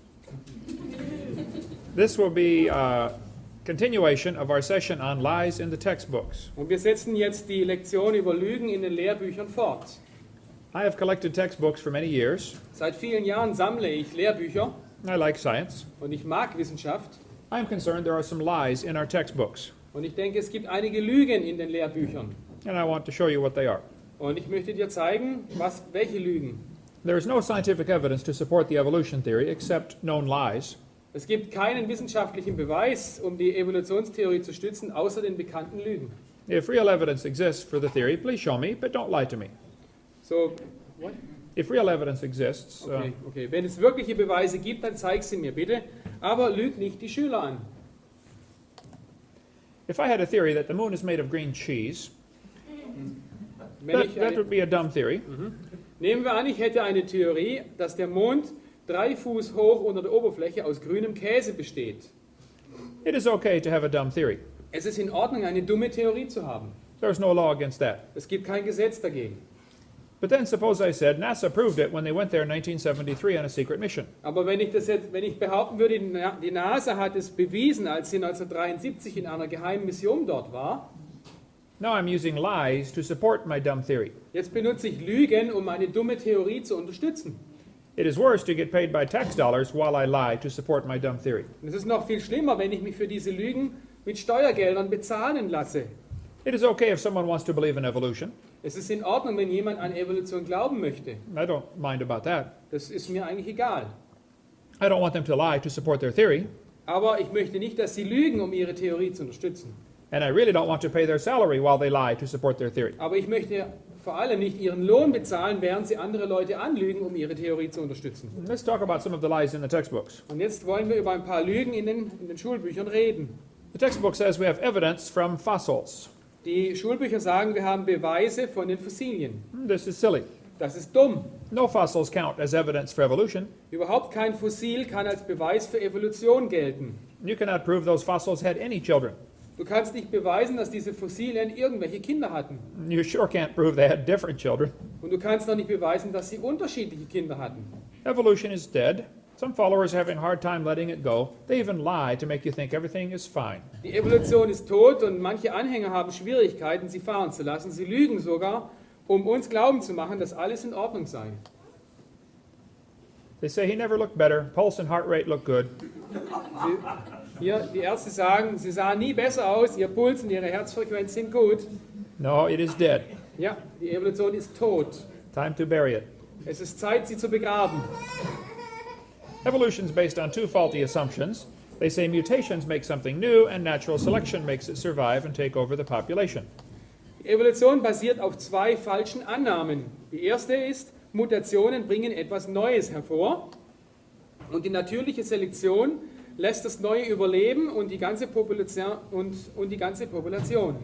In order for evolution to work, one animal must evolve a little better than the rest. Damit Evolution funktioniert, muss ein Tier sich weiterentwickeln und fortschrittlicher sein wie der Rest. The rest have to die, Der Rest muss aussterben, or else the new improved genes are swamped into the gene code. damit die neuen verbesserten Gene in den Genpool hineinkommen. Evolution is a religion of death. Die Evolution ist eine Religion des Todes. The question is simple. Did man bring death into the world, or did death bring man into the world? Die Frage ist wirklich, hat der Mensch den Tod in die Welt gebracht oder hat der Tod den Menschen in die Welt gebracht? These two theories are opposite. Und diese zwei Theorien widersprechen sich, schließen sich aus. They say mutations are the source of variations in populations. Man behauptet, Mutationen seien die ursprüngliche Quelle der Variationen. There's no question, mutations happen. Es gibt keine Frage, Mutationen passieren. But no one has ever seen a good one. Aber niemand hat je eine gute Mutation gesehen. Mutations do not produce evolution. Mutationen bringen keine Evolution hervor. They only degrade the gene code. Mutationen verringern den genetischen Code oder beschädigen ihn. Here's a mutated bull. He has 5 legs. Wir haben hier einen mutierten Bullen mit 5 Beinen. There's no new information added. Es wurde keine neue Information hinzugefügt, It's a scrambling of existing information. sondern hier wurden existierende Informationen durcheinander gebracht. The bull already has information on how to make a leg. In dem Bullen war die Information vorhanden, wie ein Bein entstehen muss. It just made one in the wrong place. Es entstand eben ein Bein am falschen Platz. Here's a short-legged sheep. Hier gibt es ein kurzbeiniges Schaf. There's no new information added. Es wurde keine neue Information hinzugefügt. It's a loss of information. Hier wurde Information verloren. And he is the first one the wolf is going to catch. Und dieses Schaf ist das erste, was der Wolf erwischt. Here's a 2-headed turtle. Hier eine zweiköpfige Schildkröte. That is mutant, Das ist ein Mutant, not ninja. kein Ninja. You have ninja turtles in... Ja, ja. Yeah. Ja, ja. He is going to freeze first winter. He's Yeah. going to freeze first winter Okay, der wird als erstes im Winter erfrieren. because no one makes a double-neck turtleneck sweater. Weil niemand stellt Pullover her mit 2 Hälsen. It's 5 heads and 2 heads. Yeah, okay. His throat. You can scramble up letters of a word and get many different words. Du kannst die Buchstaben eines Wortes durcheinander mischen und du kriegst verschiedene andere Wörter. But that does not create new letters. Aber es wird keine neuen Buchstaben schaffen. Scrambling up letters from the word Christmas will never get you Xerox, zebra, or queen. Also wenn du Weihnachten oder das englische Wort Christmas durcheinander schüttelst, dann kriegst du Christ, Ram's Head, Hit und so weiter, aber nicht Xerox, Zebra oder Queen. This textbook shows a mutated fly. In diesem Schulbuch wird eine mutierte Fliege gezeigt. It says normal fruit flies have 2 wings. This mutant has 4. This rare mutation, like most mutations, is harmful. Beneficial mutations are the raw material for natural selection.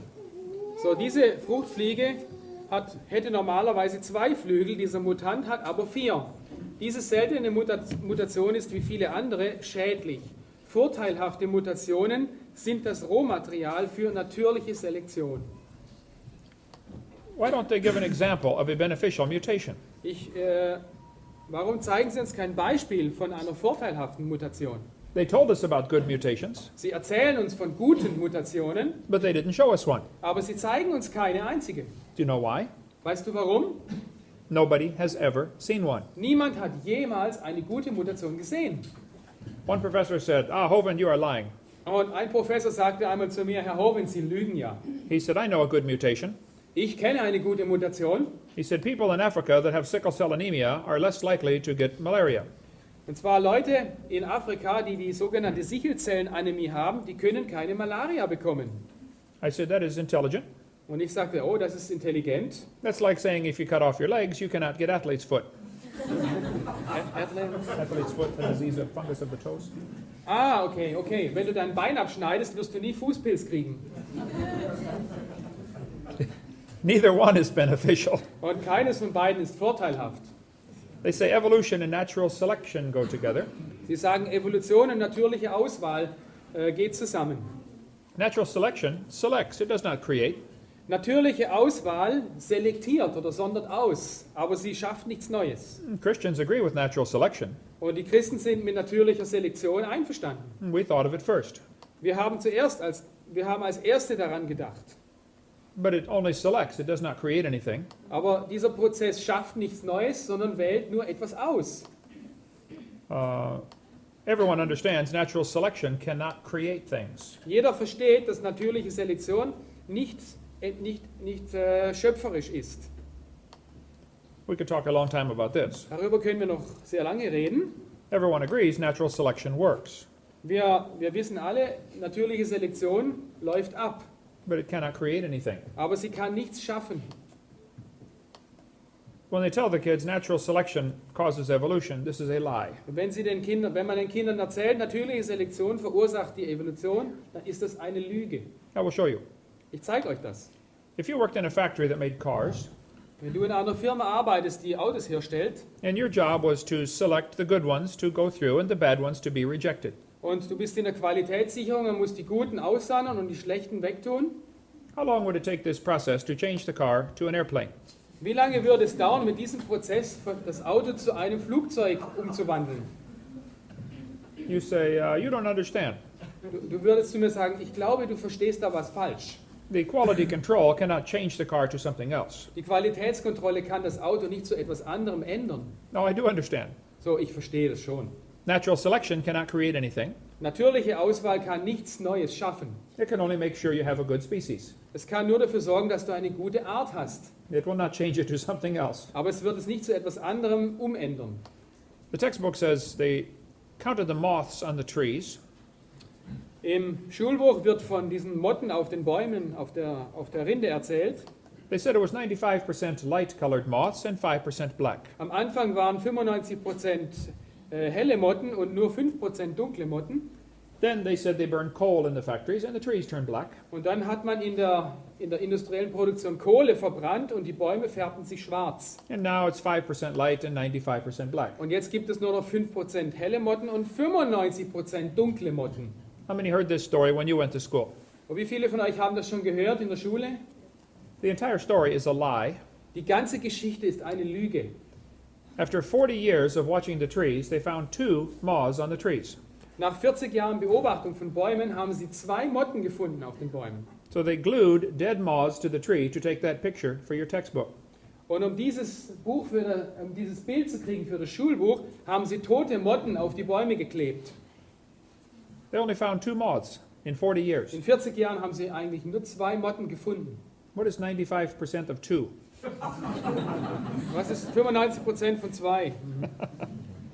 It's a lie. Das ist eine Lüge. Take that page out of the book. Reiß diese Seite aus dem Buch raus. But they still teach this in textbooks all over the world. Aber diese Lüge wird immer noch in den Schulbüchern gelehrt, in der ganzen Welt. Here they are teaching this at a zoo. Hier wird das sogar in einem Zoo gelehrt. Why would a zoo teach evolution? Warum sollte ein Zoo Evolution lehren? The tax-funded institutions like zoos and museums and schools are always teaching evolution. Alle diese Institute, Tax-funded institutions like okay, zoos. alle diese steuerfinanzierten Institute lehren Evolution. This is a good book for more information on the peppered moth story. Hier gibt es ein gutes Buch, hier kriegt man mehr Informationen über diese Mottengeschichte. They talk about survival of the fittest, but this does not explain arrival of the fittest. Okay, man sagt immer, der Stärkste überlebt, aber das erklärt nicht das Erscheinen des am besten Angepassten. And survival of the fittest is a tautology, a sentence that means nothing. Okay, und dieser Satz, der Stärkere überlebt, ist ein Satz ohne jegliche Bedeutung. If you ask them, why did it survive? Wenn du fragst, warum hat es überlebt? They'd say, because it's the fittest. Weil es am besten angepasst ist. Well, how do you know it's the fittest? Ja, aber woher weißt du, dass es das am besten angepasste ist? Because it survived. Weil es überlebte. How else can you tell? So, was anderes kannst du sagen? Circular reasoning. It's not always survival of the fittest. Es ist nicht immer das Überleben des am besten Angepassten. If a whale goes through a school of fish and eats 80% of them, Wenn ein Wal durch eine Schule Fische schwimmt und 80% von ihnen frisst, it is not survival of the fittest. ist das nicht das Überleben des am besten Angepassten. It is survival of the luckiest. Es ist das Überleben, es überlebt der am meisten Glück hat. That's what really happens in nature. Das ist, was in der Natur wirklich abläuft. Some people make good observations and still come to the wrong conclusions. Manche Leute machen gute Beobachtungen und kommen jedoch zu falschen Schlussfolgerungen. One day some scientists were going to see how far a frog could jump. Und Wissenschaftler wollten einmal wissen, wie weit kann ein Frosch springen. They put a big frog on the ground and said, "Jump, frog, jump." Und sie haben einen großen Frosch auf den Boden gesetzt und gesagt, Frosch, spring! The frog jumped 80 inches. Und der Frosch, der sprang 80 Zoll weit.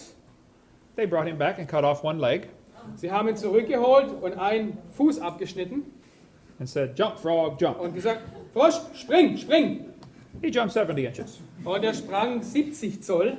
They brought him back, cut off another leg, Sie haben ihn zurückgeholt, noch ein Bein abgeschnitten and said, jump, frog, jump. und gesagt, Frosch, spring, spring. He jumped 60 inches. Und er sprang 60 Zoll weit. They brought him back, cut off another leg, Sie haben ihn zurückgeholt, noch einen Fuß abgeschnitten and said, jump, frog, jump. und gesagt, Frosch, spring, spring.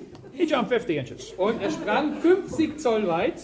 They brought him back, cut off his last leg, Und sie holten ihn zurück und schnitten sein letztes Bein ab and said, jump, frog, und jump. sagten, Frosch, spring, spring. They expected he might go maybe 40. Sie haben 50 Zoll erwartet, Actual jump was 0. aber er sprang überhaupt nicht mehr. The frog did not move. So, der Frosch hat sich nicht bewegt. They yelled louder, jump, frog, jump. Sie haben lauter geschrien, Frosch, spring, spring, spring. The frog did not move. Aber der Frosch bewegte sich nicht. The scientists were confused. Und die Wissenschaftler waren wirklich verwirrt. They tried the experiment again. Sie haben das Experiment wiederholt New frog. mit einem neuen Frosch They got the same results. und sie kamen zum selben Ergebnis. So the scientists looked at their data.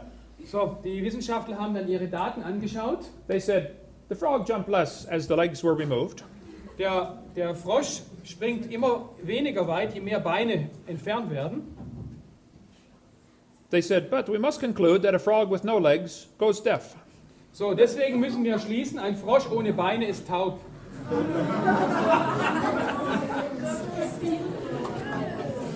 This is an example of good observation and bad conclusions. So, das ist ein Beispiel für gute Beobachtung, aber falsche Schlussfolgerung. That's what happened with the fruit flies. Okay, genau das gleiche passiert mit den Fruchtfliegen. They put the flies in the laboratory and mutated them with radiation and microwaves. Gut, sie haben diese Fruchtfliegen im Labor mutieren lassen durch Bestrahlung und Radiowellen.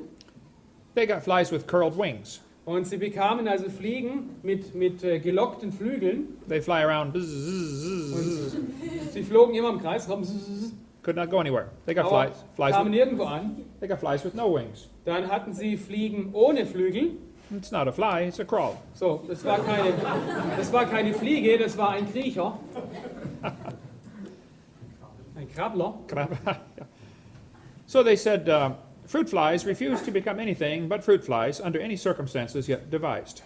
Fruchtfliegen lehnen es ab, irgendetwas anderes zu werden als Fruchtfliegen. Noch könnten sie es sich unter irgendwelchen Umständen vorstellen.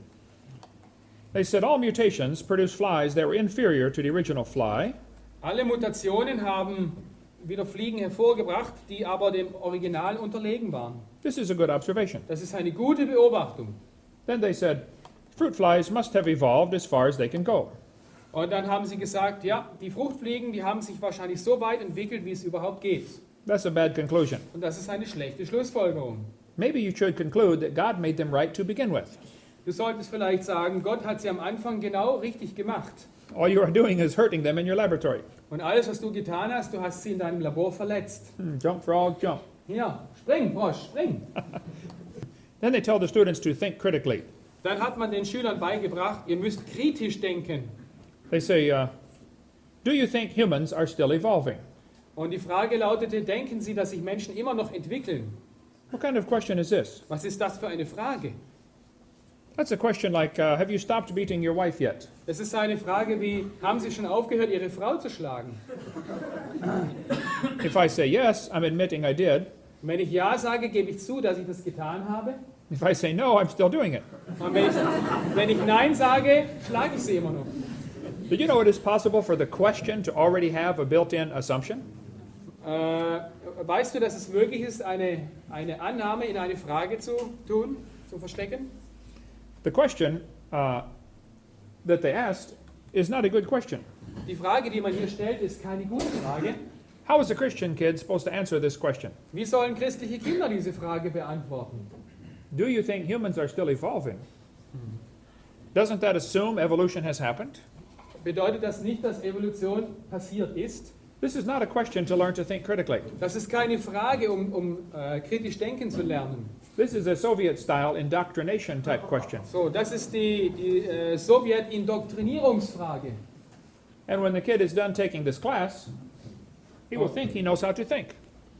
Und wenn das Kind dann diese Klasse durchgemacht hat, wird es denken, dass es denkt. He does not know how to think. Aber es weiß nicht, wie es denken soll. He knows how to believe what he's been told. So, es weiß, wie es glauben soll, und zwar das, was gelehrt wurde. I would say, this question is poorly written. It assumes evolution has happened when it has not. Ja, diese Frage ist schlecht gestellt, weil angenommen wird, dass Evolution stattgefunden hat, auch wenn es nicht so ist. It's like asking the question, why are elephants orange? Es ist wie die Frage, warum sind Elefanten orange? That's a hard question. Das ist echt eine harte Frage, They're not orange. aber sie sind nicht orange. Yeah. They say we have evidence from structure. Wir haben Beweise aus Strukturen für die Evolution. This is called the homology argument. Okay, das ist das homologische Argument. They say the human has 2 bones in his wrist, Sie sagen, der Mensch hat in seinem Unterarm 2 Knochen and the whale has 2 bones in his flipper. und der Wal hat 2 Knochen in seiner Flosse. That proves we're related. So, das bedeutet, wir sind miteinander verwandt. That's what they teach the kids. Das ist, was man den Kindern beibringt. They say these homologous structures provide evidence that these animals evolved from a common ancestor. Und hier wird gesagt, dass diese Strukturen, diese homologen Strukturen oder gleichartigen Strukturen beweisen, dass es sich hier um einen gemeinsamen Vorfahren handeln muss. Let's see. One moment here. This is found in just about every textbook. Und das findet man fast in jedem Schulbuch. They say comparative anatomy proves evolution. Und man sagt hier, vergleichende Anatomie beweist die Evolution. This is in a textbook used here in Germany. Hier, das ist ein Schulbuch aus Deutschland. They say comparative anatomy provides further evidence of evolution. The commonalities suggest these and other vertebrate animals are all related. They probably had evolved from a common ancestor. Okay, die vergleichende Anatomie. Where is it in German? Oh, okay. Yeah, it's just Ja, translated. okay. Die vergleichende Anatomie liefert weitere Beweise für die Evolution. Und unten, dass diese Gleichartigkeit oder Homologie sagt, dass diese und andere Wirbeltiere miteinander verwandt sind. Sie entwickelten sich wahrscheinlich von einem gemeinsamen Vorfahren. This is a lie. Das ist eine Lüge. They probably have a common designer. Sie haben sehr wahrscheinlich einen gemeinsamen Designer. The same person designed all these animals. Dieselbe Person hat alle diese Tiere geschaffen, geplant. But this lie is used in textbooks all over the world. Aber diese Lüge wird in den Schulbüchern über die ganze Welt gebraucht. Let's see. Similar design might prove the same designer made them. Ähnlicher Entwurf ist ein Beweis dafür, oder kann ein Beweis dafür sein, dass es sich hier um denselben Designer handelt. The lug nuts from a Pontiac will fit on a Chevy, Okay, die Radmuttern von einem Pontiac passen auch bei einem Chevy. they will. Ja? That proves they both evolved from a Honda. So, das beweist, dass die beiden sich aus einem Honda entwickelt haben. No, Pontiac and Chevy have the same manufacturer. Nein, Pontiac und Chevy werden in derselben Fabrik hergestellt. So the similarity does not prove common ancestor. So, und diese Gleichartigkeit beweist keinen Vorfahren. Many animals have a similar forelimb structure. Viele Tiere haben eine ähnliche Unterarmschenkelstruktur. That's a good observation. Das ist eine sehr gute Beobachtung. They must have had a common ancestor. Sie müssen einen gemeinsamen Vorfahren haben. That's a bad conclusion. Das ist eine schlechte Schlussfolgerung. This helps prove we came from a rock. Das beweist, dass wir alle von einem Felsen abstammen. Now you really have a bad conclusion. So, das ist jetzt eine wirklich schlechte Schlussfolgerung. Jump, frog, jump. Spring, Frosch, spring! They say we have evidence from development. Wir haben hier Beweis durch die Entwicklung. This one makes me angry. Und das ärgert mich wirklich. I will try to stay calm while we talk about it. What? I'll try to stay calm while we talk about it. Okay. Und ich werde versuchen, ruhig zu bleiben, während wir darüber reden. The similarity between early stages in development helped convince Darwin that all forms of life shared common ancestors. Die Ähnlichkeit zwischen früheren Stufen in der Entwicklung vieler verschiedener Tiere half Darwin zu überzeugen, dass alle Lebensformen gemeinsame Vorfahren teilten. Darwin considered this the strongest class of facts in favor of his theory. Haeckel called it the biogenetic law. Darwin betrachtete dies bei weitem als die stärkste einzelne Klasse von Fakten, die für seine Theorie sprachen. Haeckel nannte das biogenetische Gesetz. Haeckel is the man who made up this idea. Und Haeckel ist derjenige, der diese Idee erfunden hat. He was a professor at the University of Jena. Und er war ein Professor von der Universität Jena. Jena. Ja. Yeah. This textbook says the presence of fish-like structures in embryos of different species shows these animals have evolved from fish and share the basic pattern of fish development. Okay, das Vorhandensein dieser fischartigen Strukturen in Embryos verschiedener Arten zeigt, dass sich diese Tiere aus Fischen entwickelten und das grundlegende Muster der Fischentwicklung teilen. What are they talking about? Über was reden die hier eigentlich? Let's see. Well, they say the embryo has gills like a fish. Sie sagen hier that's a human embryo? Yeah, yeah. Okay, dieser menschliche Embryo hat Kiemen wie ein Fisch. That is a lie. Those are not gill slits. Aber das ist eine Lüge, das sind keine Kiemen. The little folds of skin Diese kleinen Hautfalten do not develop into gills. entwickeln sich nicht in Kiemen. They become bones in the ear and glands in the throat. Die bekommen also, sie werden zu Knochen in den Ohren und was sind Glands? Und Drüsen im Hals. They never have anything to do with breathing. Sie haben überhaupt nichts mit Atmen zu tun. I've seen people with 5 or 6 chins. They cannot breathe through any of them but the top one. Oder? Ich habe Leute mit 5 oder mehr Kins gesehen, Kinnfalten, und die können nicht besser atmen. Ernst Haeckel read Darwin's book in 1860 when it was translated to German. Ernst Haeckel las das Buch von Darwin, als es 1860 übersetzt wurde. This book changed his life. Und er sagte, es sei der Wendepunkt in seinem Denken. Darwin said, we should find evidence for my theory. Und Darwin sagte, wir sollten Beweise finden für meine Theorie. 10 years later, they still had no evidence. Und 10 Jahre später hatten sie immer noch keine Beweise. So Haeckel decided to help out. Und Haeckel entschied sich, ihm zu helfen. He was a professor of embryology. Er war ein Professor der Embryologie. So he took he made drawings of embryos of different animals. So, er machte Zeichnungen von Embryos in verschiedenen Wachstumsstadien. He changed them to make them look exactly alike.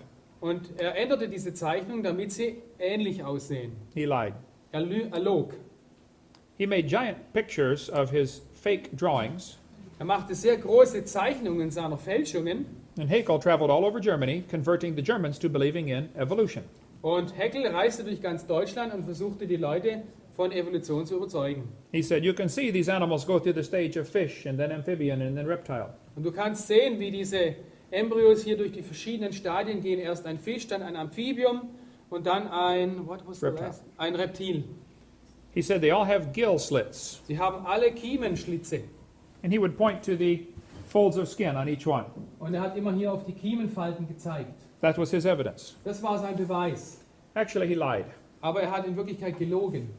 These are the drawings he made. Underneath are actual photographs. Okay, oben sind die Zeichnungen von Haeckel und unten sind wirkliche, echte Fotos. Either he's a very bad artist or he's a liar. Entweder ist er ein sehr schlechter Künstler oder er ist ein Lügner. His own university held a trial. Und seine eigene Universität hielt einen Prozess. 6 other professors found him guilty of fraud. 6 andere Professoren fanden ihn schuldig des Betruges. At the trial, he said, I should feel condemned, except hundreds of the best observers lie under the same charge. Und er sagte, ich müsste mich äußerst verdammt fühlen, wenn nicht Hunderte der besten Beobachter und Biologen desselben Vergehens schuldig wären. He said, everybody else lies, so it's okay if I lie. Jeder andere lügt, deswegen ist es okay, wenn ich lüge. That's his evidence. Das sind seine Beweise. He called it the biogenetic law. Er nannte es das biogenetische Gesetz. Every professor today knows this biogenetic law has been proven wrong. Und jeder Professor heute weiß, dass dieses Gesetz als falsch bewiesen wurde. But they are still teaching it in the textbooks. Aber dieses Gesetz ist immer noch in den Schulbüchern. It's been proven wrong since 1875. 1874 wurde diese Sache als Fälschung entlarvt.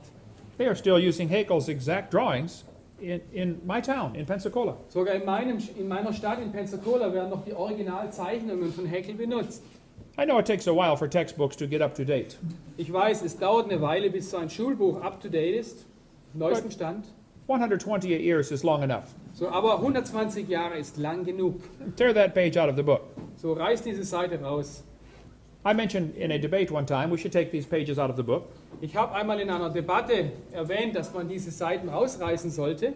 and the professor said, "What are you going to replace this with?" Und der Professor fragte mich, ja, mit was wollen Sie das dann ersetzen? I said, "What do you mean?" Ja, was meinen Sie? He said, "You want to take out 20 pages out of our book. What are you going to replace it with?" Ja, Sie wollen da 20 Seiten aus meinem Buch rausreißen. Mit was wollen Sie diese Seiten ersetzen? I said, "I only want to take lies out of the book. Ja, ich möchte nur die Lügen aus dem Buch rausnehmen. We can shorten the book by 20 pages. Aber wir könnten das Buch dann kürzer machen oder dünner. What you're trying to say is, I'm removing all the evidence for your theory. Was Sie eigentlich sagen ist, ich entferne alle Beweise für Ihre Theorie. And you want me to find more evidence for your theory. Und Sie möchten, dass ich mehr Beweise für Ihre Theorie finde. If you don't have any evidence for your theory, I'm sorry. So, wenn Sie keine Beweise für Ihre Theorie haben, dann tut mir das leid. Get a new theory. So, entwickle eine neue Theorie. That's the way science works. So arbeitet Wissenschaft.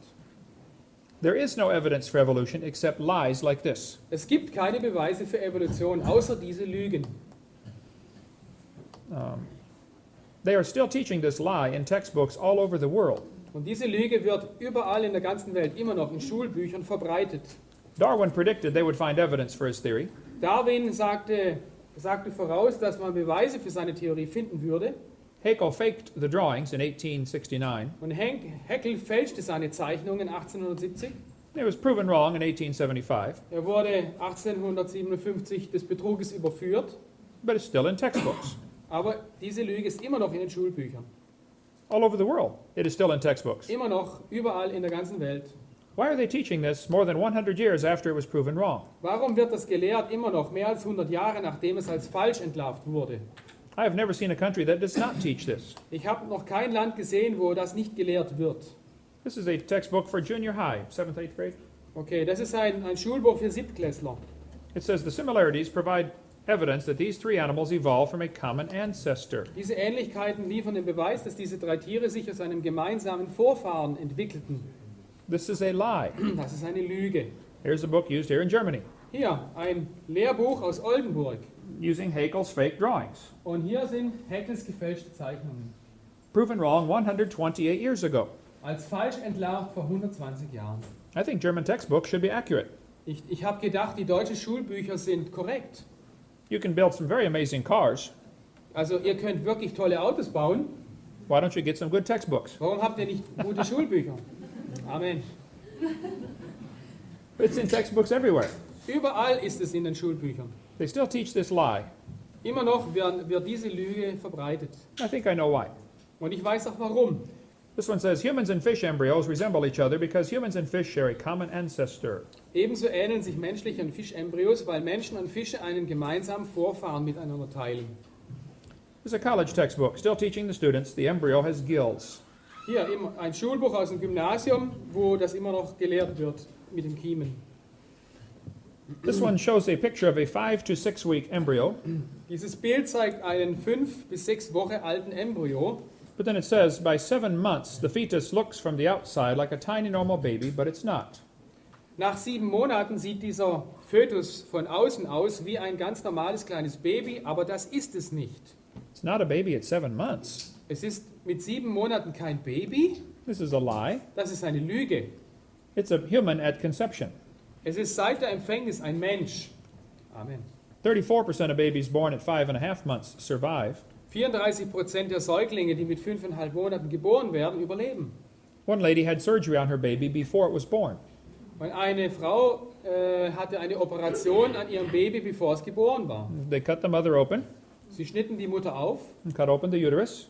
sie haben die Gebärmutter geöffnet And there's the baby holding the doctor's finger. und hier sieht man das Baby, wie es den Finger des Arztes hält, während der OP. 21 weeks along. Hier, 21 Wochen alt, 5 Monate, weniger als 5 Monate. Sweet. The angel of the Lord said, Thou art with fetus. Und der Engel des Herrn sagte, siehe, du hast einen Fötus? No, I think he said you're with child. Nein, du bekommst ein Kind. Du bist schwanger. It's a child before it is born. Es ist ein Kind, bevor es geboren ist. There's much more in this book about this topic. In diesem Buch wird mehr über dieses Thema berichtet. Why do they keep this lie in the textbooks? Warum wird diese Lüge in den Schulbüchern bewahrt? That's the only way to justify abortion. Das ist der einzige wissenschaftliche Grund, die Abtreibung zu rechtfertigen. They don't want you to think it's a human yet, it's just a fish. Sie möchten nicht, dass du denkst, es ist ein Mensch, es ist nur ein Fisch. I live in Pensacola, Florida. Ich lebe in Pensacola, Florida. We have had 2 doctors doing abortions that were killed by other people. Wir haben bei uns im Ort 2 Ärzte, die Abtreibungen durchgeführt haben und diese Ärzte wurden getötet. I did not kill any doctors. Ich bringe keine Ärzte um. I did not blow up any clinics, the abortion clinics. Und ich sprenge auch keine Krankenhäuser, wo Abtreibungen gemacht werden, in die Luft. But the doctors were murderers. Aber diese Ärzte waren Mörder. When the first doctor got shot, I was preaching in Fort Lauderdale, Florida. Als der erste Arzt erschossen wurde, predigte ich in Fort Lauderdale in Florida. The next day, I was going to fly home to Pensacola. Und am nächsten Tag wollte ich nach Hause fliegen. Right in front of me on the airplane were 2 ladies from NOW, the National Organization for Wild Women. Und direkt vor mir saßen 2 Frauen von der Nationalen Organisation für wilde Frauen. They were going to march around town with their signs in favor of abortion. Und die laufen durch die Stadt rum mit ihren Schildern und propagieren die Abtreibung. When we got off the plane, I saw on their shirt it had in huge, large letters, "Choice above all." Und als ich aus dem Flugzeug ausstieg, da sah ich auf ihrem T-Shirt diese Aufschrift, Freiheit über alles, Freiheit der Wahl über alles. There are those in our country who would like to extend abortion rights up until the baby is 28 days old.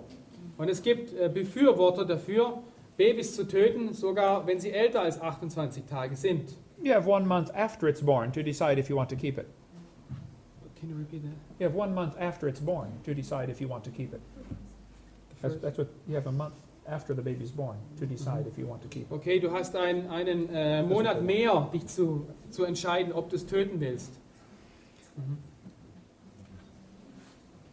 Hier, lasst Abtreibung legal werden. I don't know if the names would translate, but the media always ignores the wishes of the majority. Die Medien ignorieren die Wünsche der Mehrheit. You could have 1,000 people line your streets against abortion, and it would not make the news. Du kannst Tausende von Leuten haben, die gegen Abtreibung sind, aber es kommt nicht in die Nachrichten. That's why I refuse to take the paper. So, das ist der Grund, warum ich keine Zeitung habe. I don't want to support their liberal cause. Ich möchte nicht ihre liberalen Sachen unterstützen. Let's see, we could spend all day on this one. Let's see.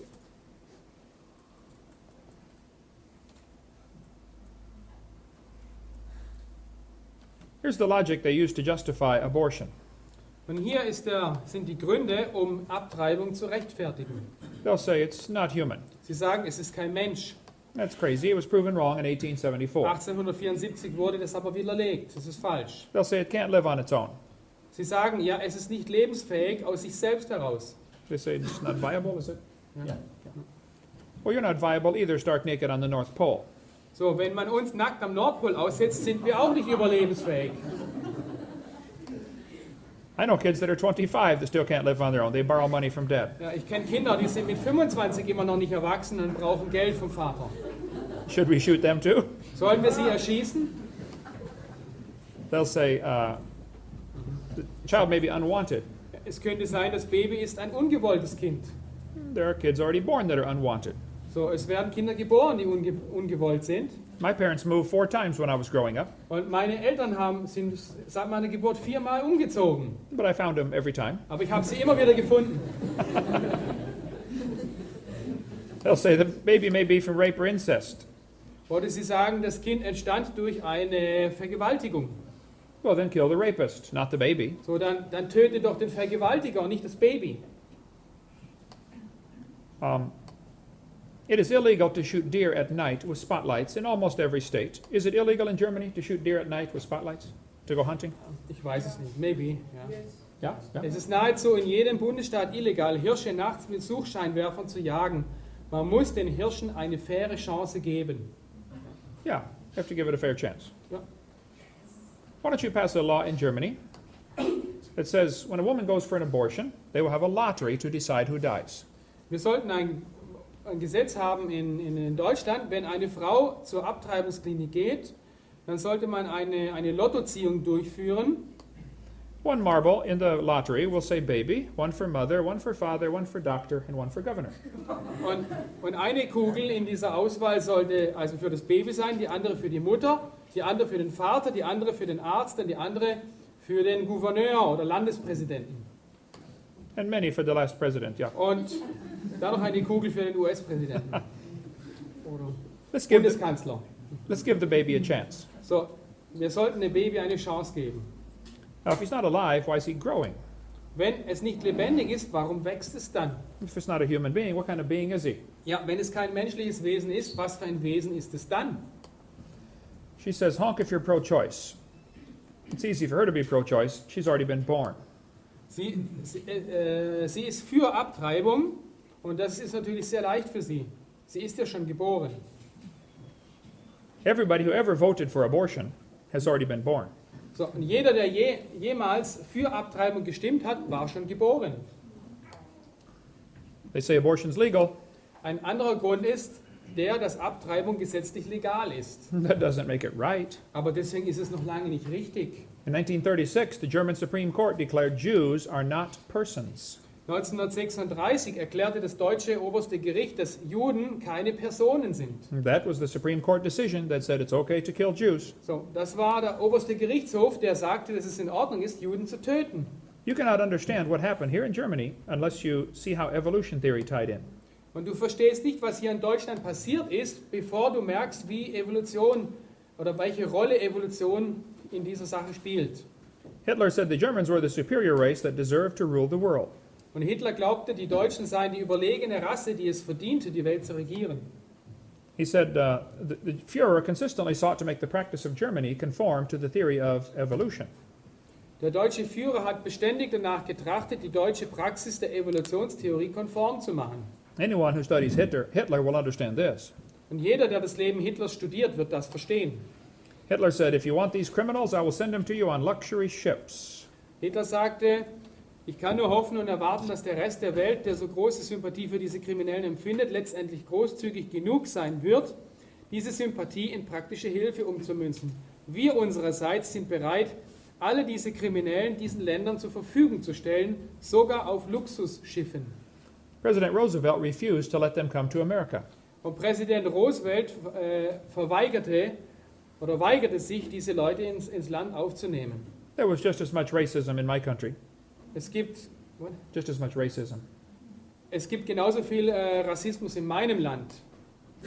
In Hitler's book, you can see his evolutionary thinking. In Hitlers Buch kann man sein evolutionistisches Denken Just read sehen. Ja. Go ahead. I told it. The whole thing? Oh, okay. Hitler thought it was the duty of the strong to trample the weak. Hitler dachte, es sei die Pflicht des Starken, den Schwachen niederzutrampeln. He said, I have the right to exterminate an inferior race that breed like the vermin. Ich habe das Recht, sagte er, eine unterlegene Rasse auszulöschen, die sich wie das Ungeziefer vermehrt. He said, biological evolution is the best weapon against traditional religion. Er sagte, der Gedanke der biologischen Evolution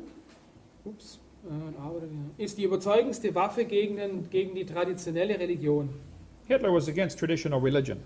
Hitler war ein Feind der traditionellen Religion. He said, no more than nature desires the mating of a stronger with weaker individuals, even less does she desire the blending of a higher with a lower race. He talked about mingling of Aryan blood with lower peoples. So wie die Natur das Paaren der Schwächeren mit den stärkeren Individuen nicht wünscht, genauso wenig wünscht sie das Mischen einer höheren mit einer niedrigeren Rasse. Historische Erfahrung bietet zahllose Beweise davon. Sie zeigt mit erschreckender Klarheit, dass das Resultat mit jedem Mischen arischen Blutes mit dem von niedrigen Völkern das Ende des zivilisierten Volkes war. Who is the Aryan race? Ja, wer ist diese arische Rasse? Hitler thought the blonde-haired, blue-eyed Norwegian were close to pure Aryan. Hitler dachte, dass die nordischen, blonden, blauäugigen der arischen Rasse sehr nahe kommen. Ja, blonde-haired, blue-eyed Norwegian, voor de store til i dag. Ja. Er ist Norweger, blond und blauäugig. He thought the Germans were mostly Aryan. Er dachte, die Deutschen sind hauptsächlich arisch. The Mediterranean, slightly Aryan. Die Leute am Mittelmeer sind etwas arisch The Slavic races, half Aryan, half ape. und die slawischen Völker seien fast halb Arier und halb Affe Oriental, mostly ape. und die Orientalen seien fast überwiegend Affe. Black Africans, mostly ape. Die Schwarzafrikaner seien überwiegend ein Affe And Jews, close to pure ape. und die Juden seien ein reiner Affe. That's the list Hitler was going off of. Und das war die Liste von Hitler, nach der er sich richtete. Hitler killed the Jews to try to speed up the evolution process. Und Hitler brachte die Juden um den evolutionären Prozess zu beschleunigen. He thought he was eliminating the inferiors. Und er dachte, er würde so die Schwächeren ausrotten. If he would have killed all the Jews, guess who would have been next? Und wenn er es geschafft hätte, alle Juden auszurotten, was meinst du, wäre wohl der Nächste gewesen? Hitler hated black people. Hitler hasste die schwarzen Leute. Does anybody know where the Olympics were held in 1936? Weiß jemand, wo die Olympischen Spiele 1936 stattfanden? Right here in Germany. Ja, genau hier in Berlin. Does anybody know who won the most gold medals? Und weiß jemand, wer die meisten Goldmedaillen gewann? Jesse Owens, the black American athlete. Jesse Owens, der schwarze amerikanische Athlet. Hitler was so angry he walked out of the stadium. Hitler war so geärgert, dass er das Stadion verließ. He said, "It's not fair to make my men race against this animal." Und es ist nicht fair, meine weißen Leute gegen dieses Tier rennen zu lassen. That's why he hated Christianity.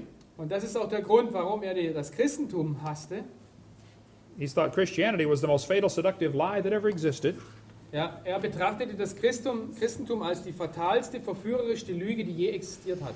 Because Christianity teaches all God hath made of one blood all nations of men to dwell on the earth. Denn die Bibel sagt, er hat aus einem Blut alle Nationen der Menschen gemacht. And if you think you are superior because of the color of your skin, you are wrong. Und wenn du denkst, dass du überlegen bist wegen deiner Hautfarbe, dann liegst du falsch. At the Nuremberg trial, the people said, "We did nothing illegal, we were just obeying orders." Bei den Nürnberger Prozessen sagten die Leute von Hitler, dass sie nur Befehle befolgten und nichts Illegales taten. But they were still found guilty, weren't they? Aber sie wurden trotzdem schuldig gesprochen. There is a higher law than Germany's law. Es gibt ein höheres Gesetz als das deutsche Gesetz. It's God's law. Es ist Gottes Gesetz. My Supreme Court in 1973 said the word person does not include the unborn. Und das oberste Gericht in Amerika sagte, das Wort Person, wie es im 14. Artikel gebraucht wird, enthält nicht die Ungeborenen. Boah. That is the decision that has allowed abortions in America. Und das ist die Entscheidung, die die Abtreibung legalisiert hat. Only 25,000 died in the American Revolution. Im amerikanischen Bürgerkrieg starben 25, Moment, ist nicht in der Revolution, starben 25.000 Leute. During World War II, 400,000 Americans died. Im Zweiten Weltkrieg starben 407.000 Amerikaner. We've now had 40 million die by abortion. Aber jetzt sterben 40 Millionen Leute in den USA durch Abtreibung. 1,000 million worldwide have been Fast killed. 1 Million Menschen weltweit sterben durch Abtreibung. In War 1 Milliarde, ja? Habe ich 1 Million gesagt? Okay, gut, jemand hat aufgepasst. September 11th, 2001, 3,000 Americans were killed by terrorists. Am 11. September 2001 wurden ca. 3.000 Amerikaner von Terroristen getötet. We have spent millions of dollars trying to hunt them down and kill them. Und wir haben Milliarden von Dollar ausgegeben, um diese Terroristen zu jagen und zu töten. But something else happened on September 11th you never hear about. Aber es geschah noch etwas anderes, von dem du nichts gehört hast. That very same day, Am selben Tag 4,500 Americans were killed by abortionists. Am selben Tag wurden ungefähr 4.500 Amerikaner durch Abtreibung getötet. Nobody said a word. Aber niemand hat ein Wort gesagt. We could spend a long time talking about this topic. Aber wir können noch viel Zeit mit diesem Thema verbringen. We'd better cover this. Margaret Sanger started a group called Planned Parenthood. Margaret Sanger gründete eine Gruppe, die Gruppe der geplanten Elternschaft. She wanted to eliminate the inferior races. Sie wollte die unterlegenen Rassen ausrotten. She thought the blacks, the Jews, and other nationalities were inferior. Sie dachte, dass Leute wie die Orientalen, die Juden und die Schwarzen unterentwickelt seien, minderwertig. She called them human weeds. Is that? Ja, sie nannte sie menschliches Unkraut. Articles for her magazine in America were written by Nazi doctors. Und die Artikel für ihre Sache wurden von Nazi-Ärzten in Zeitschriften geschrieben. Hitler referred to the Jews as a parasite in the body of nations. The abortionist referred to the unborn baby as a parasite in the woman's body. Hitler nannte die Juden ein Parasit im Körper anderer Nationen und die Abtreibungsbefürworter nennen die Babys einen Parasit im Körper der Frau. This is an interesting subject, but we don't have time today. Es ist ein sehr interessantes Thema, aber wir haben nicht genug Zeit heute. The textbooks will tell you that your appendix is vestigial. You don't need it anymore. Okay, die Schulbücher sagen, dass dein Blinddarm ein unnützes Organ sei, das du nicht mehr brauchst. This is a lie. You do need your appendix. Aber das ist eine Lüge. Du brauchst deinen Blinddarm-Appendix. The appendix is part of your immune system. Der Blinddarm ist ein Organ für dein Immunsystem. If you take it out, you can still live. Wenn man das wegnimmt, kannst du immer noch leben. But you have a much better chance of getting quite a few diseases. Aber du hast eine bessere Chance, Krankheiten zu kriegen. Just because you can live without something does not mean you don't need it. Nur weil du ohne etwas leben kannst, heißt es nicht, dass du es nicht brauchst. You can live without both your legs and both your arms and both your eyes. Du kannst ohne deine beiden Beine, deine beiden Arme und ohne deine beiden Augen leben. It doesn't mean you don't need them. Das bedeutet nicht, dass du sie nicht brauchst. They say the whale has a vestigial pelvis.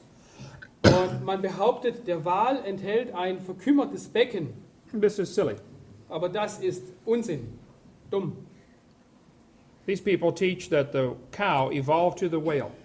Und diese Leute hier lehren, dass sich die Kuh zum Wal entwickelt hat.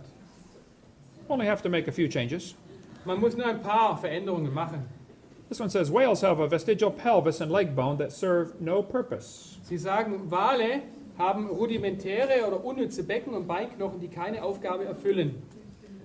It says they have hind limb bones that have no function. Sie haben Hinterbeinknochen, die keine Funktion mehr haben. Just imagine whales walking around. It's true. Stell dir vor, Wale würden herumlaufen, es ist wahr. These are the bones they're talking about right there. Das sind die Knochen, um die es hier geht. Just imagine the whale walking around. Stell dir mal vor, so ein Wal müsste rumlaufen. These bones are found in nearly all large whales. Diese Knochen werden in fast allen Walen gefunden. This is not a vestigial pelvis, Es ist kein unnützes Becken. but the textbooks teach it's a vestigial pelvis. Aber die Lehrbücher sagen, es ist ein Becken ohne Funktion. It says the whale's pelvis is evidence of its evolution from four-legged land-dwelling mammals. Und diese Beckenknochen sind der Beweis für die Evolution von einem vierfüßigen Tier. This is a lie. Das ist eine Lüge. Those bones are special bones that muscles attach to. Diese Knochen sind ganz besondere Knochen, an denen bestimmte Muskeln befestigt sind. And without those bones and those muscles, the whales cannot reproduce. Und ohne diese Knochen und Muskeln können sich die Wale nicht fortpflanzen. This has nothing to do with walking on land. Das hat nichts mit dem Laufen auf dem Land zu tun. It has to do with getting baby whales. Es hat etwas mit Babywal bekommen zu tun. There are no vestigial organs, and if there were, that would be the opposite of evolution. Es gibt keine verkümmerten Organe und wenn das so wäre, dann wäre das ja das Gegenteil von Evolution. That would be losing something, not gaining it. So, das wäre ja, man würde ja etwas verlieren und nicht etwas Neues bekommen. I have a 5-meter snake skin in my museum. Ich habe eine 5 Meter lange Schlangenhaut in meinem Museum It has claws at the south end of the snake. und am Ende der Haut hat sie Krallen. Very tiny claws attached to a small bone.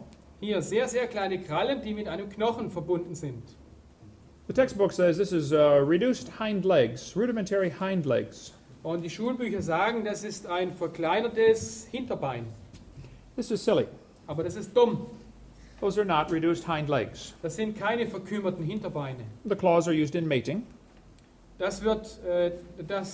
Diese Klauen werden von der Schlange gebraucht, The snake does not have any arms. wenn sie sich fortpflanzt. He cannot talk. Sie hat keine Arme, sie kann nicht sprechen He cannot say, scoot over, please. und sie kann nicht sagen, rück mal näher.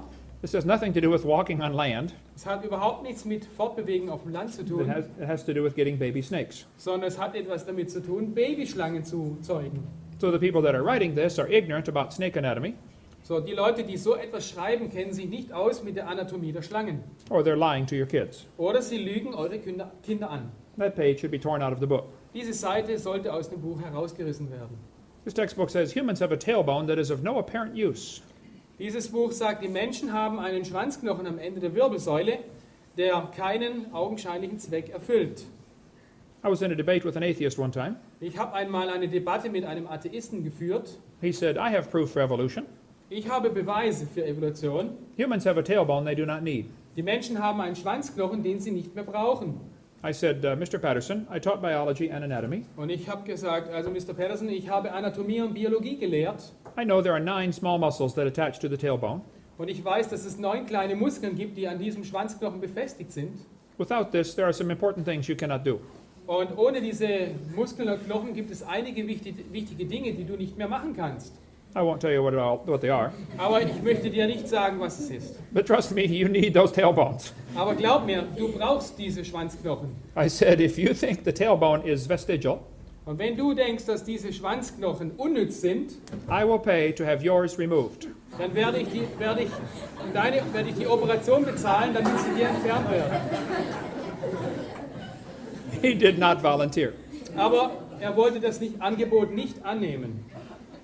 This one says the tailbone, the coccyx, is a small bone at the end of the human vertebral column. It has no present function and is thought to be the remainder of bones that once occupied the long tail of a tree-living ancestor. Okay, man sagt hier, dieser Cox oder Steiß ist ein kleiner Knochen am Ende der menschlichen Wirbelsäule. Er hat keine gegenwärtige Funktion und man denkt, er sei das Überbleibsel von Knochen, die einst den langen Schwanz eines auf Bäumen lebenden Ahnen trugen. This is a lie. Das ist eine Lüge. A tailbone would be very handy. Ein Schwanzknochen wäre wirklich wäre A wunderbar. tail would be very handy, yeah. Ein Schwanz wäre echt super. If you had 2 sacks of groceries, you could still open the door. Ja, wenn deine Hände mit Einkaufstüten voll sind, dann wäre das wunderbar, um eine Türe zu öffnen. You could drive down the highway and hold the can of Coke and tune the radio. Ja, du kannst auf der Straße fahren und gleichzeitig die Cola halten und das Radio einschalten. The tailbone is not vestigial. So, das Steißbein ist kein unnützer Knochen. Everything used to support the evolution theory is a lie.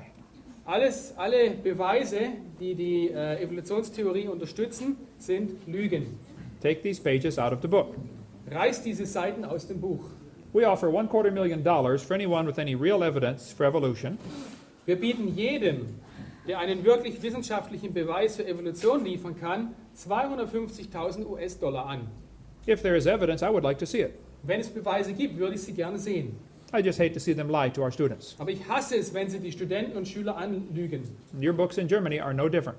Und die Bücher hier in eurem Land sind genau gleich. You have lies in your textbooks. Ihr habt Lügen in euren Schulbüchern. Some of you need to stop worrying about who wins the soccer game Jemand sollte aufhören, sich Sorgen zu machen, wer das nächste Fußballspiel gewinnt. and start worrying about what your kids are being taught. Und sollte sich Sorgen machen über das, was den Kindern beigebracht wird. Arthur Keith said, evolution is unproved and unprovable. We believe it because the only alternative is special creation, and that is unthinkable. Sir Arthur Keith sagte, Evolution ist unbewiesen und unbeweisbar. Wir glauben es nur, weil die einzige Alternative spezielle Schöpfung ist und das ist undenkbar. They just don't want to believe in creation. Er will einfach nicht an Schöpfung glauben. Satan is a liar. Satan ist ein Lügner He is using these lies to draw people away from the truth, und er benutzt diese Lügen, um die Leute von der Wahrheit wegzulocken and many millions go to hell. und viele Millionen gehen in die Hölle. They don't even investigate the truth. Sie untersuchen nicht einmal die Wahrheit. They have swallowed Satan's lie. Sie haben Satans Lüge geschluckt. The Bible says God is not a man that he should lie. Gott ist kein Mensch, dass er lüge. The Bible says God cannot lie. Und die Bibel sagt, Gott kann nicht lügen. He promised whosoever shall call upon the name of the Lord shall be saved. Und er verspricht jedem, der den Namen des Herrn anrufen wird, dass er gerettet werden soll. Have you done that? Hast du das schon getan? He's willing to save you, Er möchte dich retten, not based on what you have done, nicht auf Basis dessen, was du schon getan hast, based on what Jesus did. sondern auf Basis dessen, was Jesus getan hat. And if you are not sure you're saved, we would be glad to show you more about this. Und wenn du nicht sicher bist, ob du gerettet bist, wir würden dir gerne mehr davon zeigen. After the break, we will cover some more lies in the textbooks. Und nach der Pause werden wir uns weiteren Lügen in den Lehrbüchern zuwenden. And welcome to our third session in Lies in the Textbooks. Herzlich willkommen bei unserer vierten Lektion, weitere Lügen in den Lehrbüchern. The Bible says in the beginning, God created the heaven and the earth. Die Bibel sagt, am Anfang schuf Gott die Himmel und die Erde. I think God should get the glory for his creation.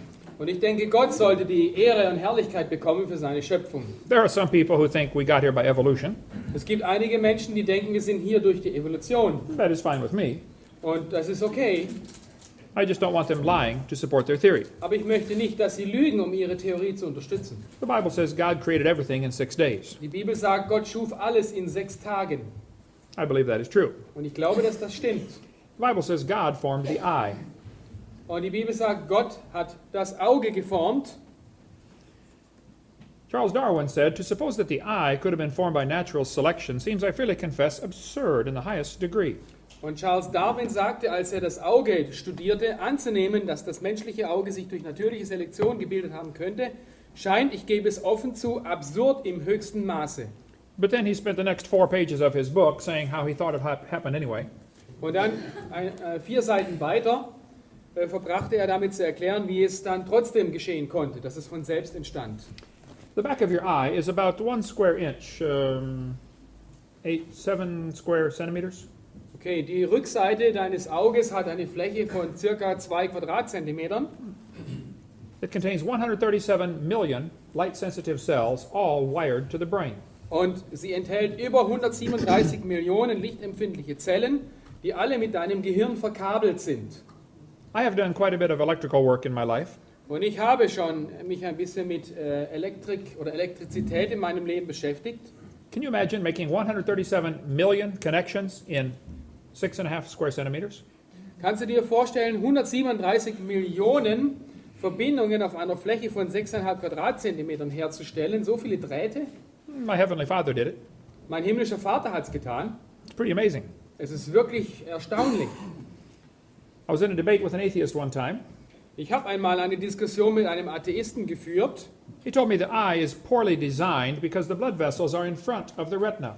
Und er behauptete, das menschliche Auge sei wirklich schlecht entworfen, weil die Blutgefäße vor der Netzhaut lägen. He said the light is blocked a little bit by the blood vessels. Und er sagt, das Licht wird etwas gedämpft durch die Blutgefäße. He said octopus have a much better eye Er sagte, die Tintenfische haben viel bessere Augen, because their blood vessels are behind the retina. weil deren Blutgefäße sind hinter der Netzhaut. I said, let me explain something to you. So, ich möchte dir oder Ihnen etwas erklären. I said, we live in the air. So, wir leben in der Luft The air does not block UV light very well.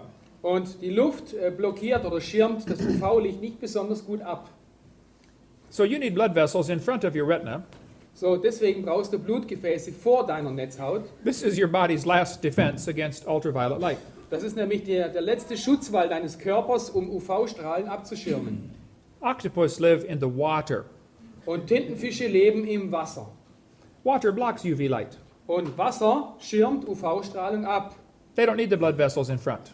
Deswegen brauchen sie keine Blutgefäße vor der Netzhaut. We are designed for living in the air. Wir sind geschaffen, um in der Luft zu leben. They are designed for living in the water. Und die Tintenfische wurden geschaffen, um im Wasser zu leben. If you want to trade eyes with an octopus, go ahead.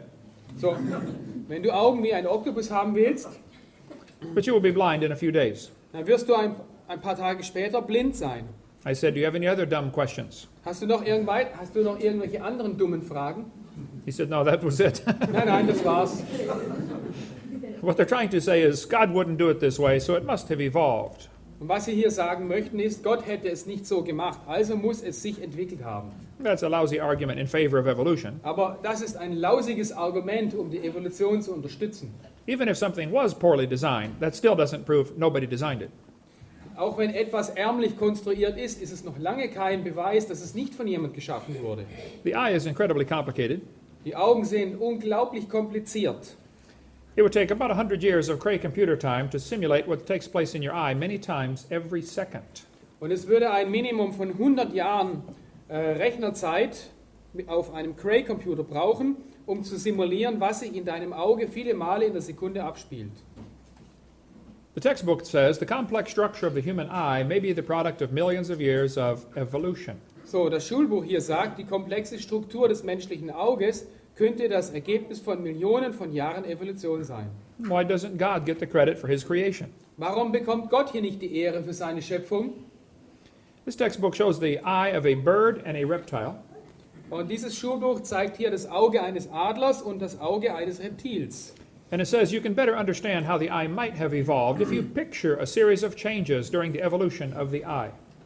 Und dort steht, du kannst besser verstehen, wie sich das Auge entwickelt haben könnte, wenn du dir eine Serie von Veränderungen während der Evolution des Auges vorstellst. Notice you have to imagine how it happened. Und beachte bitte, du musst dir vorstellen, wie es passiert sein könnte. Evolution only takes place in the imagination. Und Evolution passiert nur in der Vorstellung. We never see it in nature. Wir sehen es nie in der Natur passieren. The Bible says God formed the eye. Die Bibel sagt, Gott hat das Auge geformt That is the most logical explanation. und das ist die Erklärung, die am logischsten ist. Science deals with things we can observe and study and test. Wissenschaft beschäftigt sich mit Dingen, die man beobachten und überprüfen kann. We never observe or study or test anything about evolution theory. Und wir können nichts über Evolution wissenschaftlich beobachten oder prüfen. And most Americans do not believe it anyway. Und die meisten Amerikaner glauben das sowieso nicht. I think surveys in Germany are even similar to this. Und ich denke, Umfragen in Deutschland würden ein ähnliches Ergebnis geben. If something is designed, it requires a designer. Ein Entwurf erfordert einen Designer. A painting proves there was a painter. Ein Gemälde ist der Beweis dafür, dass es einen Maler gegeben hat. A building is proof there was a builder. Ein Gebäude ist ein Beweis, dass es einen Baumeister gegeben hat. A creation is proof there was a creator. Und die Schöpfung ist der Beweis dafür, dass es einen Schöpfer gibt. Let's see. This is, as far as I know, the world's largest rock group. Und ich glaube, das ist die größte Rockgruppe der Welt. Rock gleich Felsen. Ja? If you know of a larger one, please tell me. Wenn du eine größere Rockgruppe kennst, dann ruf mich bitte an. I like to ask evolutionists this question. Und ich stelle Evolutionisten sehr gern die folgende Frage. I say, do you think there's any way George Washington's face appeared on this rock by chance? Denkst du, dass es irgendeine Möglichkeit gibt, dass das Gesicht von George Washington hier durch Zufall entstand? Was this done by the wind or erosion? Wurde das gemacht entstand dieses Gesicht durch Wind oder Erosion? They will say, no, someone designed it. Und sie sagen, nein, jemand hat das entworfen. I say, that's correct. Und ich habe geantwortet, ja, das ist richtig. Now, do you think George Washington himself, the real person, was designed or happened by chance? Und was glaubst du, George Washington, die eigentliche Person, wurde sie ursprünglich geschaffen oder hat sie sich entwickelt? They will say, he happened by chance. Oh, er ist durch Zufall entstanden. So you don't believe his face could appear on a rock by chance, but you do believe his entire complex body could happen by chance. So, du glaubst also, sein Gesicht entsteht nicht durch Zufall auf einem Felsen, aber sein ganzer komplexer Körper entsteht durch Zufall. I said, I have one question. So, da habe ich eine weitere Frage. Are you dumb in any other area? Bist du blöd in irgendeinem anderen Bereich? The textbooks say plants have adapted to their environment. Die Schulbücher sagen, die Pflanzen haben sich angepasst, haben sich in ihrer Umgebung angepasst, um Stickstoff aufzunehmen. It says gills are an adaptation for living in water. Sie sagen, Kiemen sind eine Anpassung, um im Wasser zu leben. Why don't they say it's a design feature? Warum sagen Sie nicht, dass das ein Design-Merkmal ist? And how did the fish live before they adapted the gills? Und wie haben die Fische im Wasser gelebt, bevor sie Kiemen hatten? You see, for millions of years, none of them lived. Und du siehst, Millionen von Jahren haben die Fische nicht gelebt. They all died Sie sind alle gestorben, until they evolved the gills. bis sie irgendwann mal Kiemen entwickelt haben. They don't use the word designed because someone might say, who's the designer? Man benutzt hier absichtlich nicht das Wort Schöpfung oder Entwurf, weil da muss es ja einen Autor geben. And that's why they use the word adapted. Deswegen benutzen sie hier das Wort Anpassung. I have a Casio Databank stopwatch. Ich habe hier eine Armbanduhr mit einer Casio-Datenbank It holds 300 phone numbers. und ich kann 300 Telefonnummern speichern. It's a calculator. Es ist ein Taschenrechner, It's a stopwatch. eine Stoppuhr, An alarm clock. ein Wecker A countdown timer. und ein Zähler. It does not tell time. Es sagt mir aber nicht die Uhrzeit. I have to look at it. Ich muss draufschauen. You don't have to see the designer to believe he exists. Und du musst hier nicht den Designer oder Ingenieur kennen, der das entworfen hat, um zu wissen, dass es ihn gibt. I was in Japan a few years ago. Ich war vor ein paar Jahren in Japan I did not see the man who built this watch. und ich habe den Mann nicht getroffen, der diese Uhr gebaut hat. But it says, made in Japan. Aber steht drauf, Made in Japan. Is it logical for me to stand here and say, I believe there is a designer, Ist es logisch, wenn ich hier stehe und sage, diese Uhr hat einen Schöpfer? even if I never see him? Sogar wenn ich ihn nie gesehen habe? Yes, that is very logical. Es ist absolut logisch.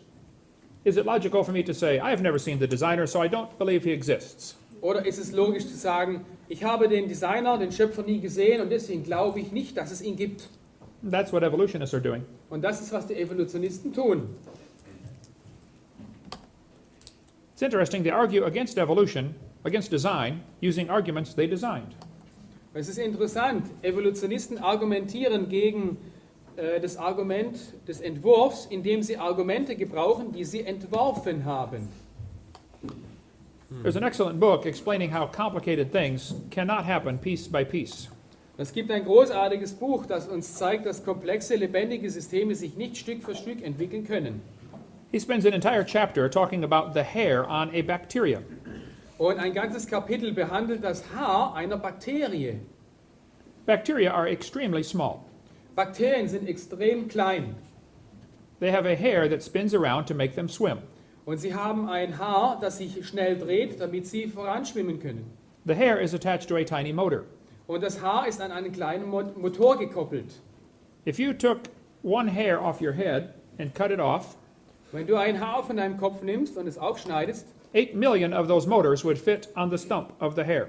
dann würden 8 Millionen dieser kleinen Motore auf diesen Stummel passen, auf die Schnittfläche. That motor turns 100,000 RPM. Und dieser Motor hat eine Drehzahl von 1000 Umdrehungen pro Minute. Has anyone ever done any mechanic work? Hat jemals schon jemand etwas Mechanisches gemacht? Can you imagine a motor turning 100,000 RPM? Kannst du dir einen Motor vorstellen, der sich 100.000 Mal pro Minute dreht? It goes forwards or backwards. Und er dreht sich vorwärts und rückwärts.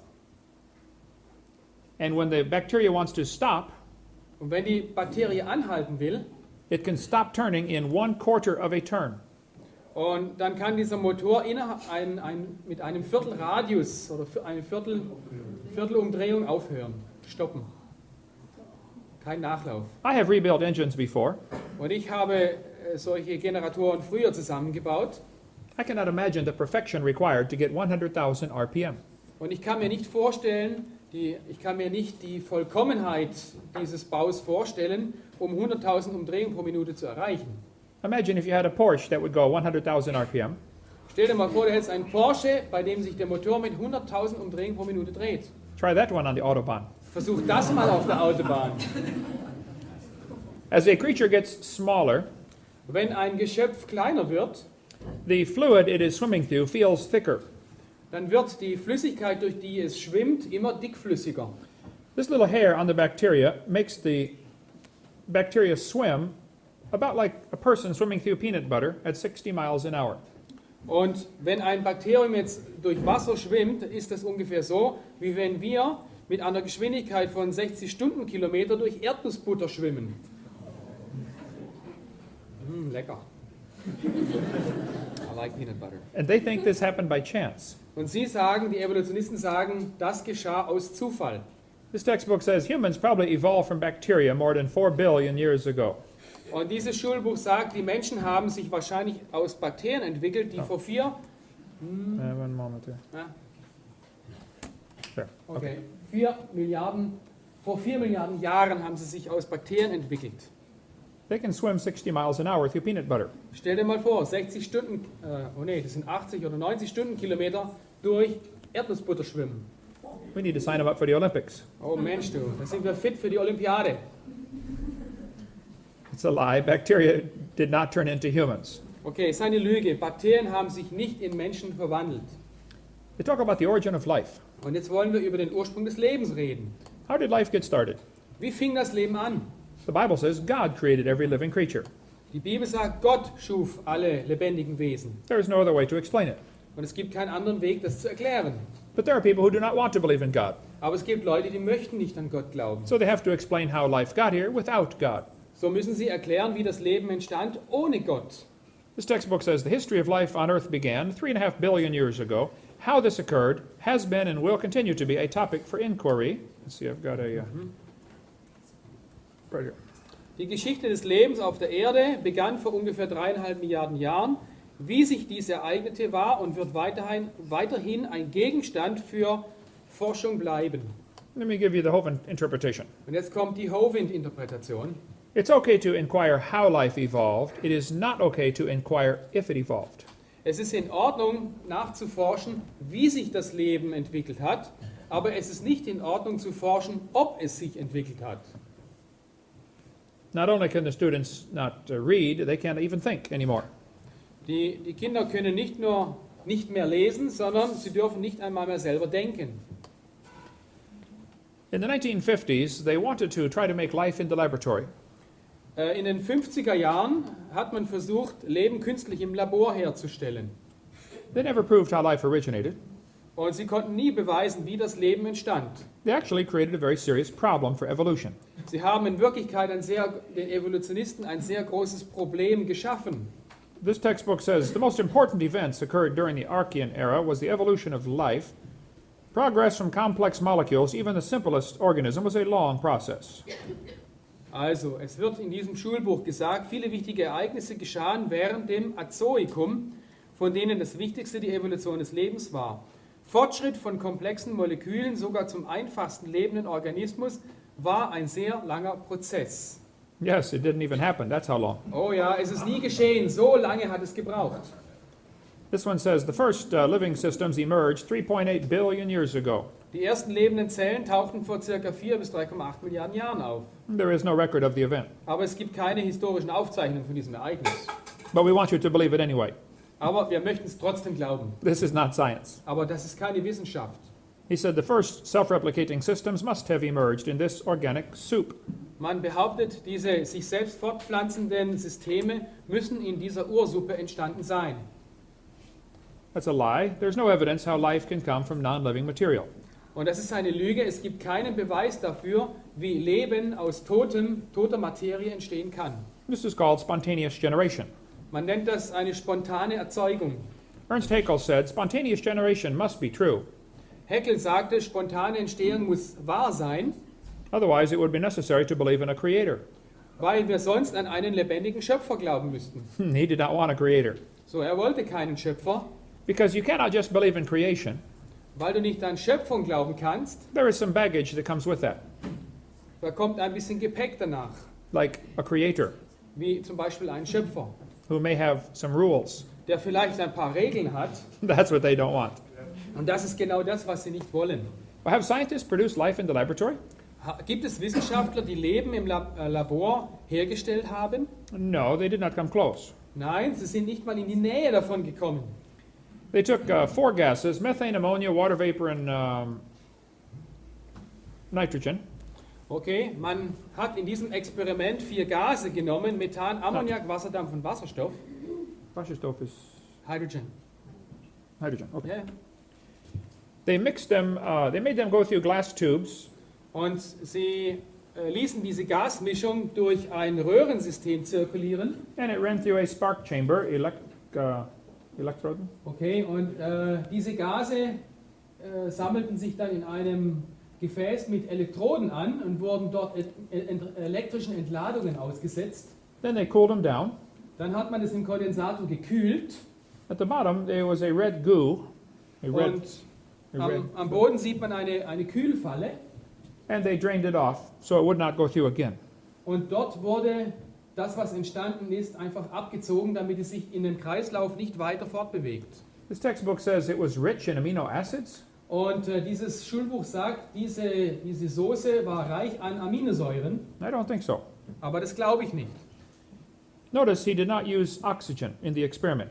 Und bitte beachte, Sie haben keinen Sauerstoff in diesem Experiment benutzt. They left oxygen out on purpose Sie haben Sauerstoff absichtlich ausgeschlossen, because if you had oxygen, anything you produced would oxidize. denn wenn Sauerstoff darin gewesen wäre, würde alles, was du hier entstehen lässt, sofort oxidiert, das bedeutet verbrannt werden. If you cut an apple in half, it will turn brown.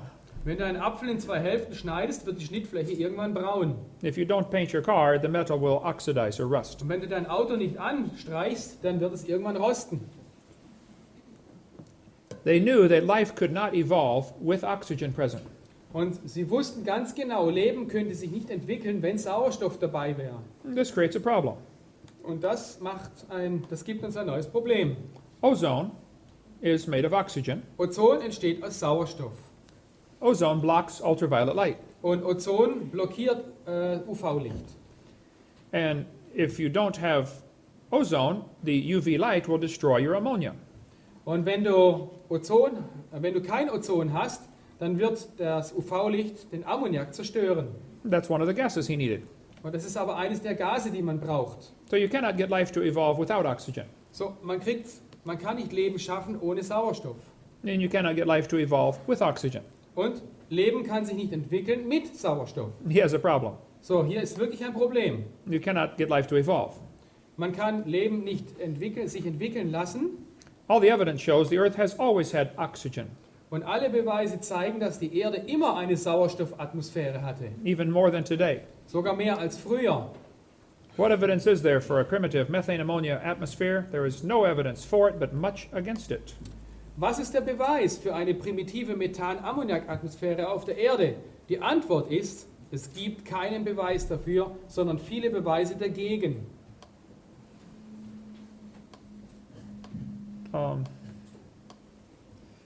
Also, he filtered out the product at the bottom of the flask.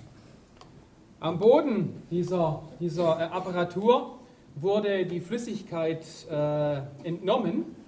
This is not realistic for nature. Und das passiert aber in der Natur nicht. Anything that is produced by the lightning strike will be just as likely destroyed by the same lightning strike. Alles, was durch diese elektrischen Ladungen entsteht, wird im gleichen Moment durch die gleichen Entladungen wieder vernichtet. What he produced was 85% tar, Und was entstand in diesem Experiment? 85% Teer, 13% carboxylic acid. dann 13% verschiedene kohlenwasserstoffhaltige Säuren. Both of these are poisonous to life. Und beide Bestandteile sind giftig. If you do an experiment and 98% of your result is poisonous to the other 2%, it's not a success. Und wenn du ein Experiment machst und erhältst 98% Gift, was die 2% deines Produktes dann wieder zerstört, dann ist es kein Erfolg. Basically, only 2 amino acids were produced. Und es wurden in Wirklichkeit nur 2 Aminosäuren hergestellt. It requires 20 different ones to create life. Aber um Leben zu schaffen, brauchst du mehr als 20 verschiedene Aminosäuren. And they bond with the tar and acid immediately. Und diese Aminosäuren haben sofort mit dem Teer und mit diesen Carboxylsäuren reagiert. Amino acids are like letters of the alphabet. Die Aminosäuren sind wie ein Buchstabe im Alphabet. It requires how many letters in the German alphabet? Wie viele Buchstaben haben wir im deutschen Alphabet? 26. 26. Okay, same in English. He only made 2 letters of the alphabet. Aber Gott hat, hier in diesem Versuch haben die Leute bloß 2 Buchstaben des Alphabets hergestellt. And that is a long ways from making a word, Und mit 2 Buchstaben ein Wort machen, da brauchst du wirklich lange. and a very long ways from making books. Und um aus diesen 2 Buchstaben Bücher zu machen, braucht man noch viel, viel länger. And amino acids make proteins, Aus den Aminosäuren werden die Proteine, Eiweiße aufgebaut. and proteins make cells, Und die Proteine oder Eiweiße bauen die Zellwände auf. and trillions of cells make the body. Und unser Körper besteht aus Trillionen von Zellen oder Billionen. Half of his amino acids were backwards. Und die Hälfte dieser Aminosäuren war linksdrehend, die andere Hälfte war rechtsdrehend. This will not work. Und diese Mischung kann nicht funktionieren. You must have at least 70 or 100 amino acids in correct order, all right-handed. Damit es überhaupt funktionieren kann, braucht man mindestens 70 bis 100 Aminosäuren in präziser Anordnung, alle linksdrehend. Links to me is left-handed. Ja. Yeah. RNA and DNA are all right-handed molecules. Aber die DNS und die RNS sind alle rechtsdrehende Aminosäuren. Oder enthalten rechtsdrehende Aminosäuren. So. So it's a lie when they say they made life in the laboratory. So, es ist eine Lüge, wenn man dir erzählt, man hat Leben geschaffen im Labor. They did not come close.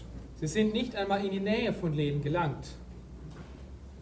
There is much more information in this book about this topic. In diesem Buch findet man noch viel mehr Informationen über dieses Experiment. Somehow they think if you just get all the information, all the molecules together and add energy, it will make life.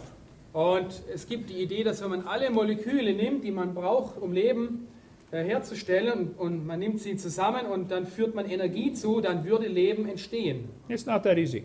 Aber so leicht ist es nicht. I will show you. Ich zeige es euch. We will put a frog in a blender and turn it on. Wir werden einen Frosch in einen Mixer tun und ihn einschalten. In a few moments you will have frog nog. So, und in ein paar Minuten hast du Froschbrühe. Now you may add energy. So, jetzt werden wir Energie zuführen. You can put it on fast speed for 2 hours. Du kannst jetzt den Mixer 2 Stunden lang bei maximaler Geschwindigkeit laufen lassen. You can hook it up to electricity. Und du kannst Elektrizität hinein tun. You can drop in some dynamite. Kannst ein bisschen Dynamit reinschmeißen. Do whatever you would like. Mach damit, was du willst. How long will it take to put the frog back together? Und wie lange wird es dauern, um den Frosch wieder zusammenzusetzen? You have all the molecules required to make a frog in one place. Du hast alle Moleküle, die du brauchst, um einen Frosch herzustellen, an einem einzigen Ort. You may add all the energy you would like. Und du kannst alle Energie zuführen, die du willst. It will never put the frog back together. Aber du wirst nie mehr einen Frosch kriegen. You tell the students they have a tree of life. Und ich erzähle den Schülern, you have the tree of life? No, they talk about a tree of life. Stammbaum. Okay, man erzählt den Studenten oder Schülern von einem Stammbaum des Lebens. This is a typical picture they put in the textbook. Und das ist so ein typischer Stammbaum in einem Lehrbuch. They say bacteria slowly evolved to humans. Hier, Bakterien haben sich langsam zu Menschen entwickelt. This is only a picture in a book. Aber das ist bloß ein Buch This is mit not, einem Bild. not the result of scientific evidence. Aber das ist nicht das Ergebnis wissenschaftlicher Nachforschung. This lady said, all those trees of life of our ancestors are a lot of nonsense. Und Mary Leakey sagte, alle diese Stammbäume des Lebens mit ihren Ästen unserer Vorfahren sind ein Haufen Unsinn. Stephen Gould said, the evolutionary trees that adorn our textbooks are not the evidence of fossils. Und Stephen J. Gould, ein Evolutionist, sagt, die Evolutionsbäume, die unsere Lehrbücher zieren, haben nur an den Spitzen und Ansätzen ihrer Äste Daten. Der Rest sind Folgerungen, egal wie vernünftig, und sie sind nicht der Beweis durch Fossilien. This textbook says all the forms of life on Earth today are descended from a common ancestor found in a population of primitive unicellular organisms. Und dort steht, all die vielen Lebensformen auf Erden heute stammen von einem gemeinsamen Vorfahren, die in einer Population von primitiven einzelligen Organismen zu finden sind. There is no such thing as a primitive unicellular organism. Und es gibt keine primitiven Einzeller. We will talk about that in a moment. Und das werden wir uns gleich anschauen. It is a lie to tell the students there are simple organisms. Es ist eine Lüge, wenn man den Schülern erzählt, dass die Einzeller primitive Lebensformen sind. This one teaches that the humans, the birds, and the crocodiles have a common ancestor. Dieser Baum hier sagt, dass die Menschen, Vögel und Krokodile einen gemeinsamen Vorfahren haben. This is imagination. Das ist eine Fantasie. Anything inside this circle is simply religious speculation, fantasy. Alles innerhalb dieses Kreises ist einfach religiöse Spekulation oder Fantasie. Ja. Yeah. Okay. That's a lie. There's no evidence any animals are related to any different kinds of animals. Es ist eine Lüge. Kein Tier ist mit einem anderen Tier verwandt. They say if something is smaller, it is simpler. Sie behaupten, wenn etwas kleiner ist, dann ist es einfacher. This is not good logic. Aber das ist keine gute Logik. A paramecium is very small. Hier haben wir eine, wie heißt das? Pantoffeltierchen. I think I have it here. No, I guess not. Smaller is not simpler. Kleiner bedeutet nicht einfacher. Here's a microchip inside a paperclip. So, wir haben hier einen Mikrochip innerhalb einer Büroklammer. This is an ant holding a microchip. Wir sehen hier eine Ameise, die einen Mikrochip in ihren Zangen hält. That microchip can process all the letters of the Bible 200 times per second. Und dieser Computerchip kann alle Buchstaben in der Bibel 200 Mal pro Sekunde bearbeiten. Smaller is not simpler. Also kleiner ist nicht einfacher. We will compare the brain of a honeybee to a Cray computer. Wir wollen mal das Gehirn einer Honigbiene mit einem Cray-Computer vergleichen. That was the fastest computer in the world. Das war einige Zeit lang der schnellste Computer in der Welt. The Cray computer is huge. Der Cray-Computer ist sehr groß. The brain of the honeybee is very tiny. Das Gehirn der Honigbiene ist sehr klein. The Cray computer did 6 billion calculations per second. Und der Cray-Computer schafft 6 Milliarden Rechenoperationen pro Sekunde. The brain of the honeybee does about 1,000 billion per second. Aber die Honigbiene schafft 1000 Milliarden Rechenoperationen pro Sekunde. The Cray computer uses many megawatts of electricity. Und der Cray-Computer braucht viele Megawatt an Strom. The honeybee uses 10 microwatts. Und das Gehirn der Honigbiene braucht nur 10 Mikrowatt. The honeybee not only makes honey, he flies on honey. That's his fuel. Und eine Honigbiene produziert nicht nur Honig, sondern sie fliegt auch mit Honig als Treibstoff. And he can get a million miles per gallon. What's that? Ja, das sind 4 Liter. A gallon Should that is be 4 30? liters. Should Ja, that- it's okay. Commas wrong? It's Should be- correct, yeah. It is correct. Yeah. But we use only 1 liter. Liters per kilometer. We- 1.6 million kilometers per is fliegen. Okay, also eine Honigbiene kann mit fast, was ist das? Let's see, here it is. You can fly 1 million miles on 1 gallon of honey. Is that a gallon? Ja, a gallon is 3.7 liters. Okay, so he gets Okay, mit one fast point- 4 Litern, 1,6 Millionen Kilometer kann die Biene fliegen. How would you like a car that got that kind of gas mileage? Na, was wäre das, wenn unser Auto das könnte? You fill it up once and your grandkids can keep driving it. Wir tanken einmal und unsere Enkel können noch damit rumfahren. The Cray cost $48 million. Der Cray-Computer kostete 48 Millionen $. The honeybee's brain is pretty cheap. Und das Gehirn von Honigbienen ist sehr, sehr günstig zurzeit. Many people have to fix the Cray computer. Viele Leute sind mit der Reparatur dieses Computers beschäftigt The honeybee's brain heals itself. und das Gehirn der Honigbiene heilt von ganz alleine. The Cray weighs 2,300 pounds, so a little over 1 ton. Ja, der Cray-Computer wiegt über 1 Tonne The honeybee's brain does not weigh very much. und das Gehirn der Honigbiene wirkt nicht besonders viel. Wiegt nicht besonders viel. The computer is huge, slow, inefficient, costs lots of money, and has to be maintained. Der Supercomputer ist riesig, langsam, uneffektiv, kostet viel Geld und muss instand gehalten werden. Und er muss entworfen worden sein. It had to be designed. Ja. And yet they think the brain of a honeybee happened by chance. Und doch denken diese Leute, das Gehirn der Honigbiene ist durch Zufall entstanden. And the brain of a human is much more complex than a honeybee. Und das menschliche Gehirn ist viel, viel komplizierter denn das einer Honigbiene. The brain of a human has more memory capacity than the entire British Library. You can store all that information. Das menschliche Gehirn hat eine größere Speicherkapazität als die britische Bibliothek. And we have more computational power than the entire national telephone system. Und unser Gehirn kann mehr Rechenoperationen durchführen wie das nationale Telefonsystem. In the history of humanity, how many times have 2 wires been put together and connected in all appliances in the world? Wie oft in der menschlichen Geschichte wurden irgendwelche Drähte miteinander verbunden in allen Fabriken auf der Welt? Trillions and trillions of times, right? Billionen und Billionen Mal. One human brain has more connections than that. Und ein menschliches Gehirn hat viel mehr Verbindungen als das. One professor I debated said he thought the human brain was nothing but 3 pounds of chemicals that arranged themselves by chance over billions of years. Wenn das menschliche Gehirn nicht mehr ist als drei Chemikalien, die sich über Milliarden von Jahren durch Zufall angeordnet haben, oder 3 Pfund an Chemikalien, I said, then how can you trust your thoughts and the conclusions you come to? wie kannst du dann deinen Gedanken und Schlussfolgerungen vertrauen? Maybe you have some chemicals in there backwards. Und vielleicht hast du irgendwelche Chemikalien im Kopf, die rückwärts laufen. He did, by the way. So, aber er vertraute seinen Gedanken. They will tell us that DNA proves evolution. Und man will uns einreden, die DNS beweise die Evolution. This is not true. Aber das stimmt nicht.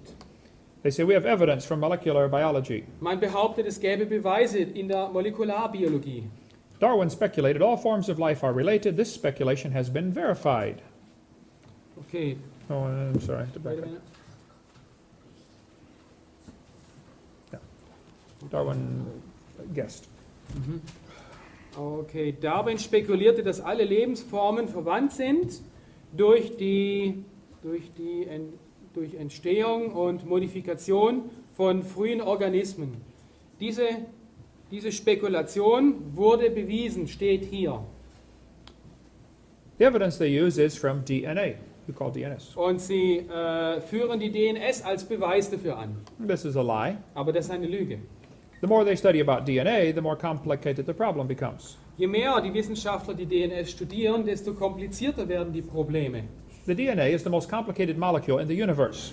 Die DNS ist das komplizierteste Molekül im ganzen Universum. Each person has about 50 trillion cells in their body.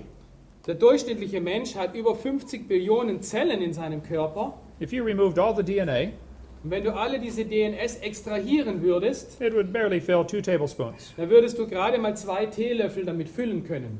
If you unwound them and stretched them out, Und wenn du diese DNS aufwickeln und dehnen würdest, one person's DNA would stretch from Earth to the moon and back 5 million round trips. dann könntest du mit dieser DNS-Kette eine Strecke zum Mond zurücklegen, 5 Millionen Mal hin und zurück. Pretty complex. Ich würde sagen, das ist ziemlich kompliziert.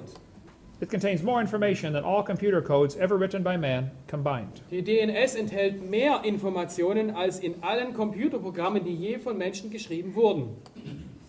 If you typed out this code, Wenn du jetzt diesen Programmcode niederschreiben müsstest, when you got done typing, so, da musst du wirklich gut sein im Schreibmaschine schreiben, you would have enough books to fill Grand Canyon 40 times.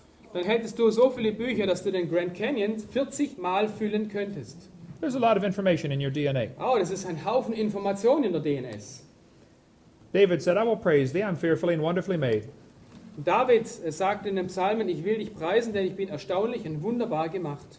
He didn't even have a microscope, and he could figure it out. Er hatte nicht einmal ein Mikroskop, aber er wusste das.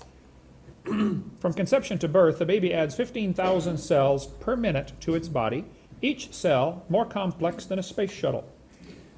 Von der Zeugung bis zur Geburt legt das Baby 15.000 Zellen pro Minute im Körper zu und jede Zelle ist komplexer als das Space Shuttle.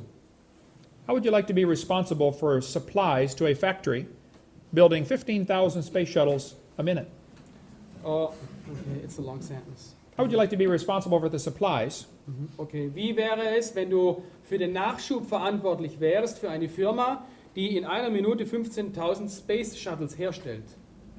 Some of you women are thinking, I did it, it's hard. Some of the women are thinking, I did that, it's very hard. Ach so, manche Frauen denken, das habe ich getan, es ist sehr schwierig. Sometimes they want pickles at 2 o'clock in the morning.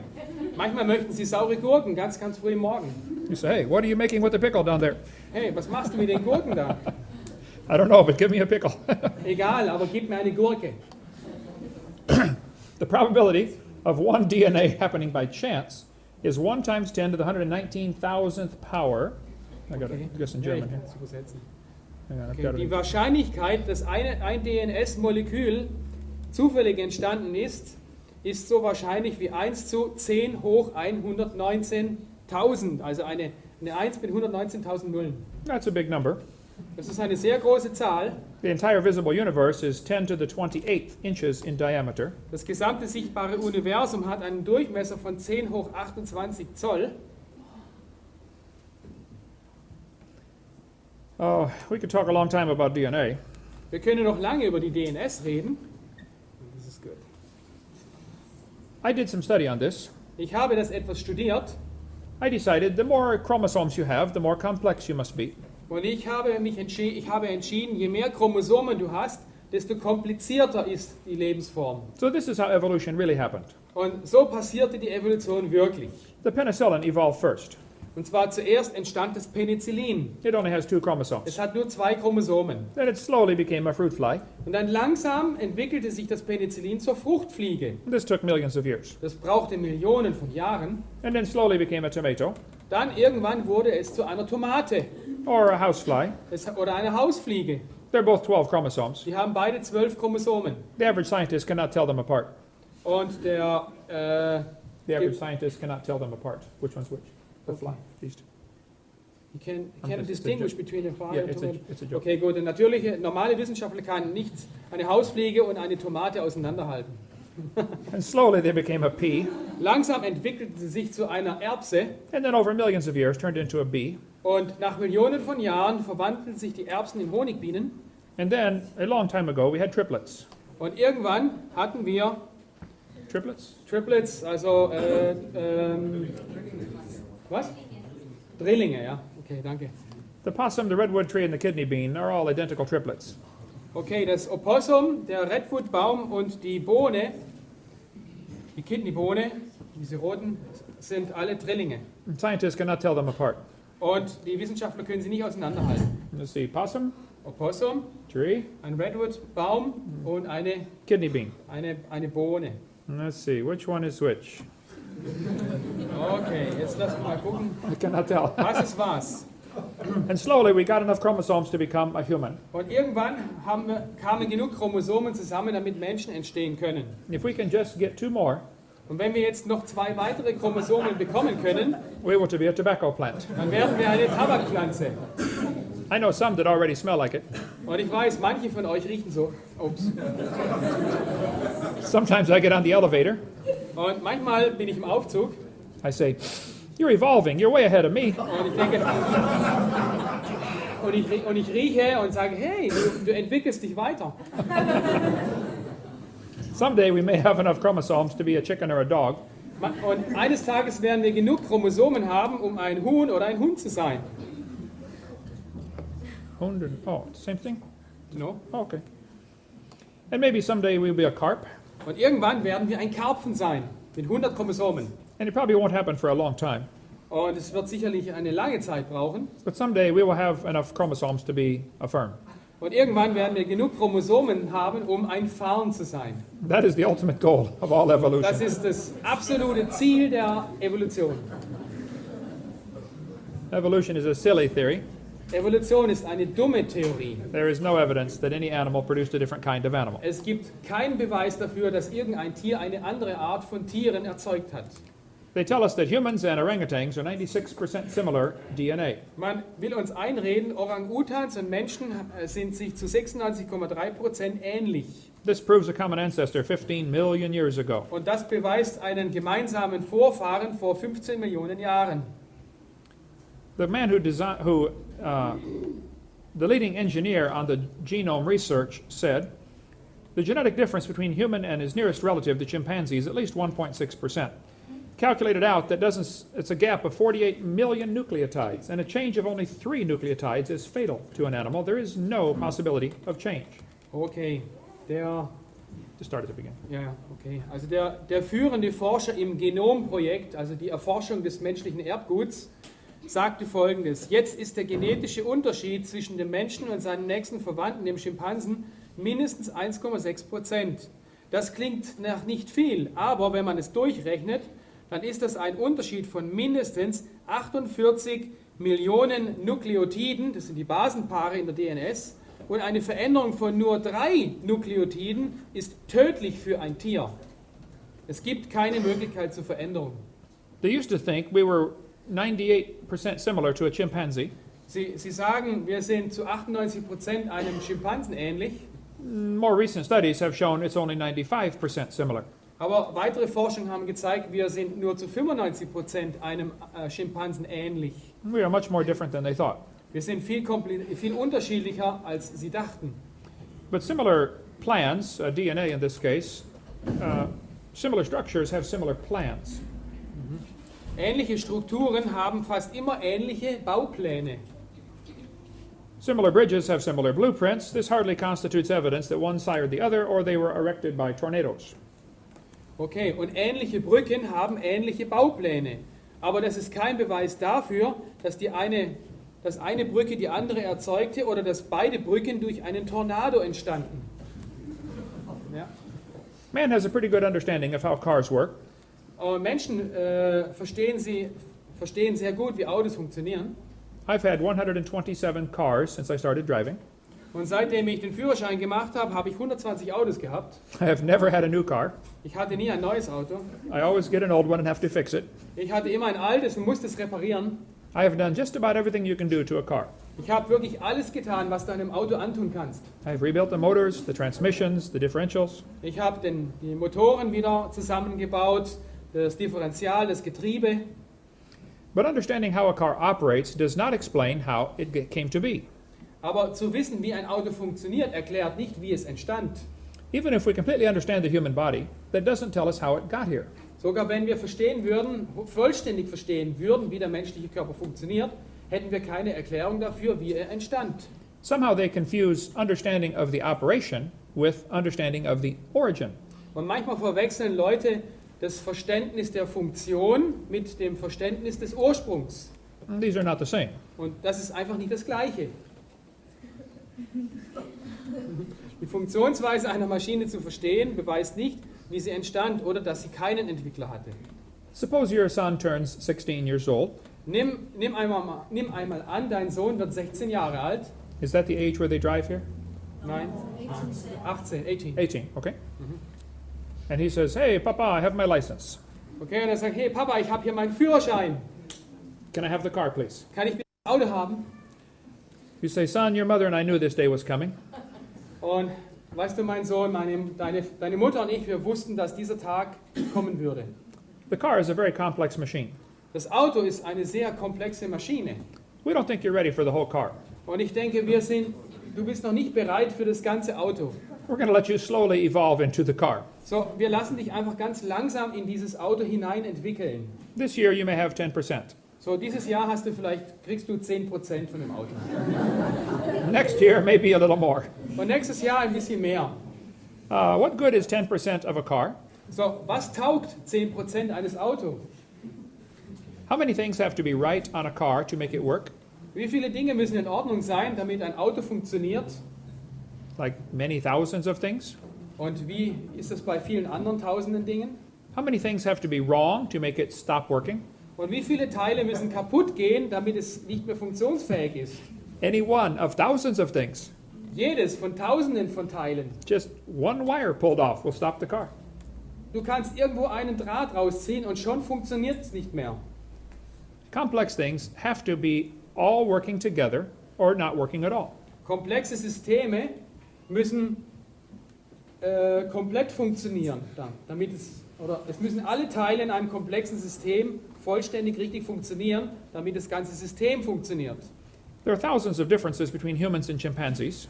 Es gibt tausende von Unterschieden zwischen Menschen und Schimpansen. If you think similarity proves relationships, Und wenn du denkst, dass Ähnlichkeit die Verwandtschaft beweist, let me show you the research I've been doing. dann lass mich dir die neuesten Forschungsergebnisse von mir zeigen. I discovered clouds are 100% water. Ich habe entdeckt, dass Wolken zu 100% aus Wasser bestehen. Watermelons are 97% water. Und Wassermelonen bestehen zu 97% aus Wasser. Only 3% difference. Nur 3% Unterschied. This proves watermelons evolved from clouds. Und das ist der Beweis, dass Melonen sich aus Wasserwolken entwickelt haben. And I found a missing link. Und ich habe auch das Zwischenglied gefunden. Jellyfish are 98% water. Und zwar Quallen. Quallen bestehen zu 98% aus Wasser. And so are snow cones. Und Snow cones. Candy. Eiscreme? No, ice with flavoring on it. You can snow cone? Shaved ice?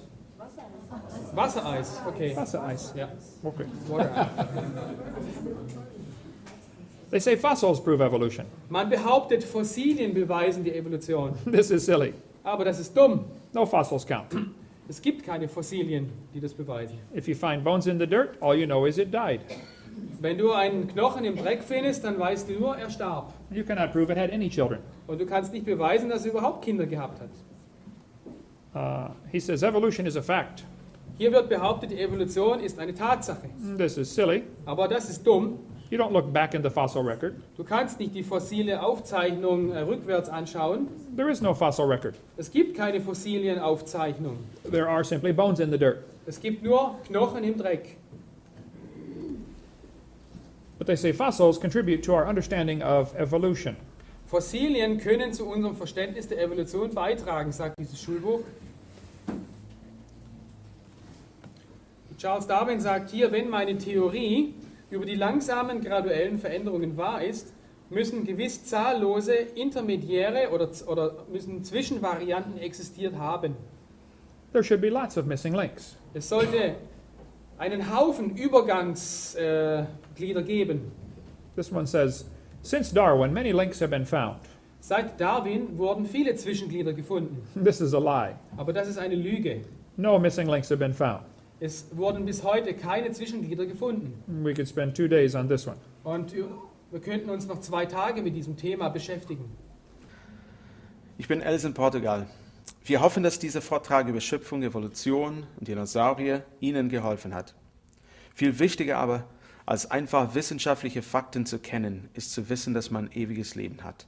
Dass man eines Tages beim Herrn sein wird, dass man gerettet ist. Vielleicht haben Sie schon an den Herrn Jesus geglaubt.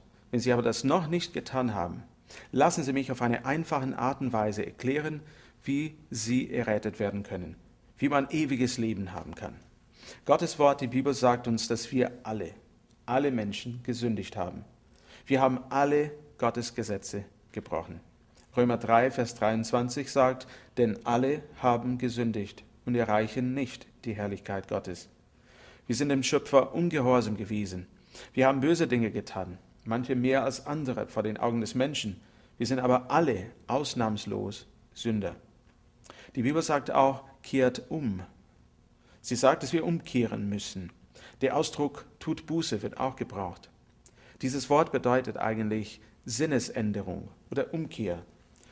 Das heißt nämlich, dass wir uns von unserer Rebellion gegen Gott wenden sollen, uns zu Gott wenden sollen. Gott erwartet eine neue Einstellung, die sagt, es tut mir leid, dass ich gegen Gott gesündigt habe. Ich möchte das Richtige tun. Kehren Sie sich um zu Gott durch den Herrn Jesus Christus. Die Bibel sagt uns nicht nur, dass wir Sünder sind, sondern auch, was die Folge der Sünde ist. Römer 6, Vers 23 sagt, denn der Lohn der Sünde ist der Tod. Das ist die Folge der Sünde, der Tod. Aber die Gnadengabe Gottes ist ewiges Leben durch Christus Jesus, unseren Herrn. Der Tod ist die Belohnung für unsere Sünden. Das heißt nicht nur der Tod des Leibes, sondern der ewige Tod, Verdammnis in der Hölle, ewige Trennung von Gott. Jesus Christus aber möchte uns retten. Er ist für unsere Sünden gestorben. Römer 5, Vers 8 sagt, Gott aber beweist seine Liebe zu uns dadurch, dass Christus für uns gestorben ist, als wir noch Sünder waren. Sein Tod am Kreuz, sein Blut, das er vergossen hat, sein Begräbnis, seine Auferstehung. Das ist das Evangelium, das ist die wahre, gute Botschaft, dass Jesus Christus unsere Sünden auf sich genommen hat. Hebräer 9, Vers 22 sagt, ohne Blutvergießen geschieht keine Vergebung. Man sieht in der Bibel, dass seit dem Fall des Menschen Blutopfer erforderlich sind. Jesus Christus brachte das vollkommene Opfer dar. Das einzige Opfer als das Lamm Gottes, das wirklich die Sünde der Welt wegnehmen kann. Er bietet ewiges Leben an für jeden, der an ihn glaubt, jeden, der ihn aufnimmt, seinen Namen anruft. Es gibt verschiedene Ausdrücke dafür. Sie drücken aber nur eins aus. Jesus Christus ist der Weg, die Wahrheit und das Leben. Niemand kommt zum Vater, denn durch ihn. Glauben Sie an ihn, vertrauen Sie ihm. Johannes 1, Vers 12 sagt, wie viele ihn aber aufnahmen, denen gab er das Recht, Gottes Kinder zu werden, die an seinen Namen glauben. Römer 10, Vers 9 und Vers 10 sagt, denn wenn du mit deinem Mund Jesus als den Herrn bekennst und in deinem Herzen glaubst, dass Gott ihn aus den Toten auferweckt hat, so wirst du gerettet. Denn mit dem Herzen glaubt man, um gerecht zu werden, und mit dem Mund bekennt man, um gerettet zu werden. Dann Vers 13, denn jeder, der den Namen des Herrn anruft, wird gerettet werden. Ewiges Leben ist ein Geschenk.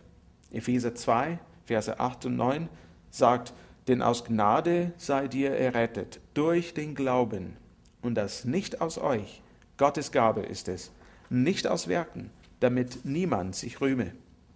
Wenn sie sich umkehren und den Namen des Herrn anrufen, indem sie erkennen, dass sie gesündigt haben, ihr Sünde Gott bekennen, ihm glauben, ihm vertrauen, wird Gott ihnen auch dieses Geschenk, das ewige Leben, geben. Sie dürfen sich im Gebet zum Herrn wenden und Jesus Christus als ihren persönlichen Heiland aufnehmen. Es gibt hier keine Zauberworte. Gott sieht das Herz an, ob sie ernsthaft mit ihm meinen. Sie dürfen zum Beispiel so beten.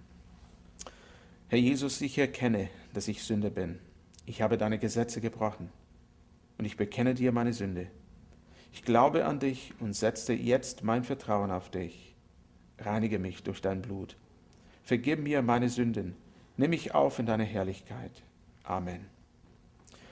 Gottes Wort verheißt, dass jeder, der den Namen des Herrn anruft, gerettet wird. Wenn sie ernstlich den Namen des Herrn angerufen haben, sind sie dann gerettet worden. Ihr Ziel jetzt ist zu wachsen. Lesen Sie in die Bibel. Beten Sie. Schließen Sie sich einer biblischen Gemeinde an, wo Sie wachsen können, zu einem reifen Christen wachsen können. Wenn Sie Hilfe bei dieser Entscheidung brauchen oder noch Fragen haben, rufen Sie uns an, schreiben Sie uns an, wir sind gern für Sie da.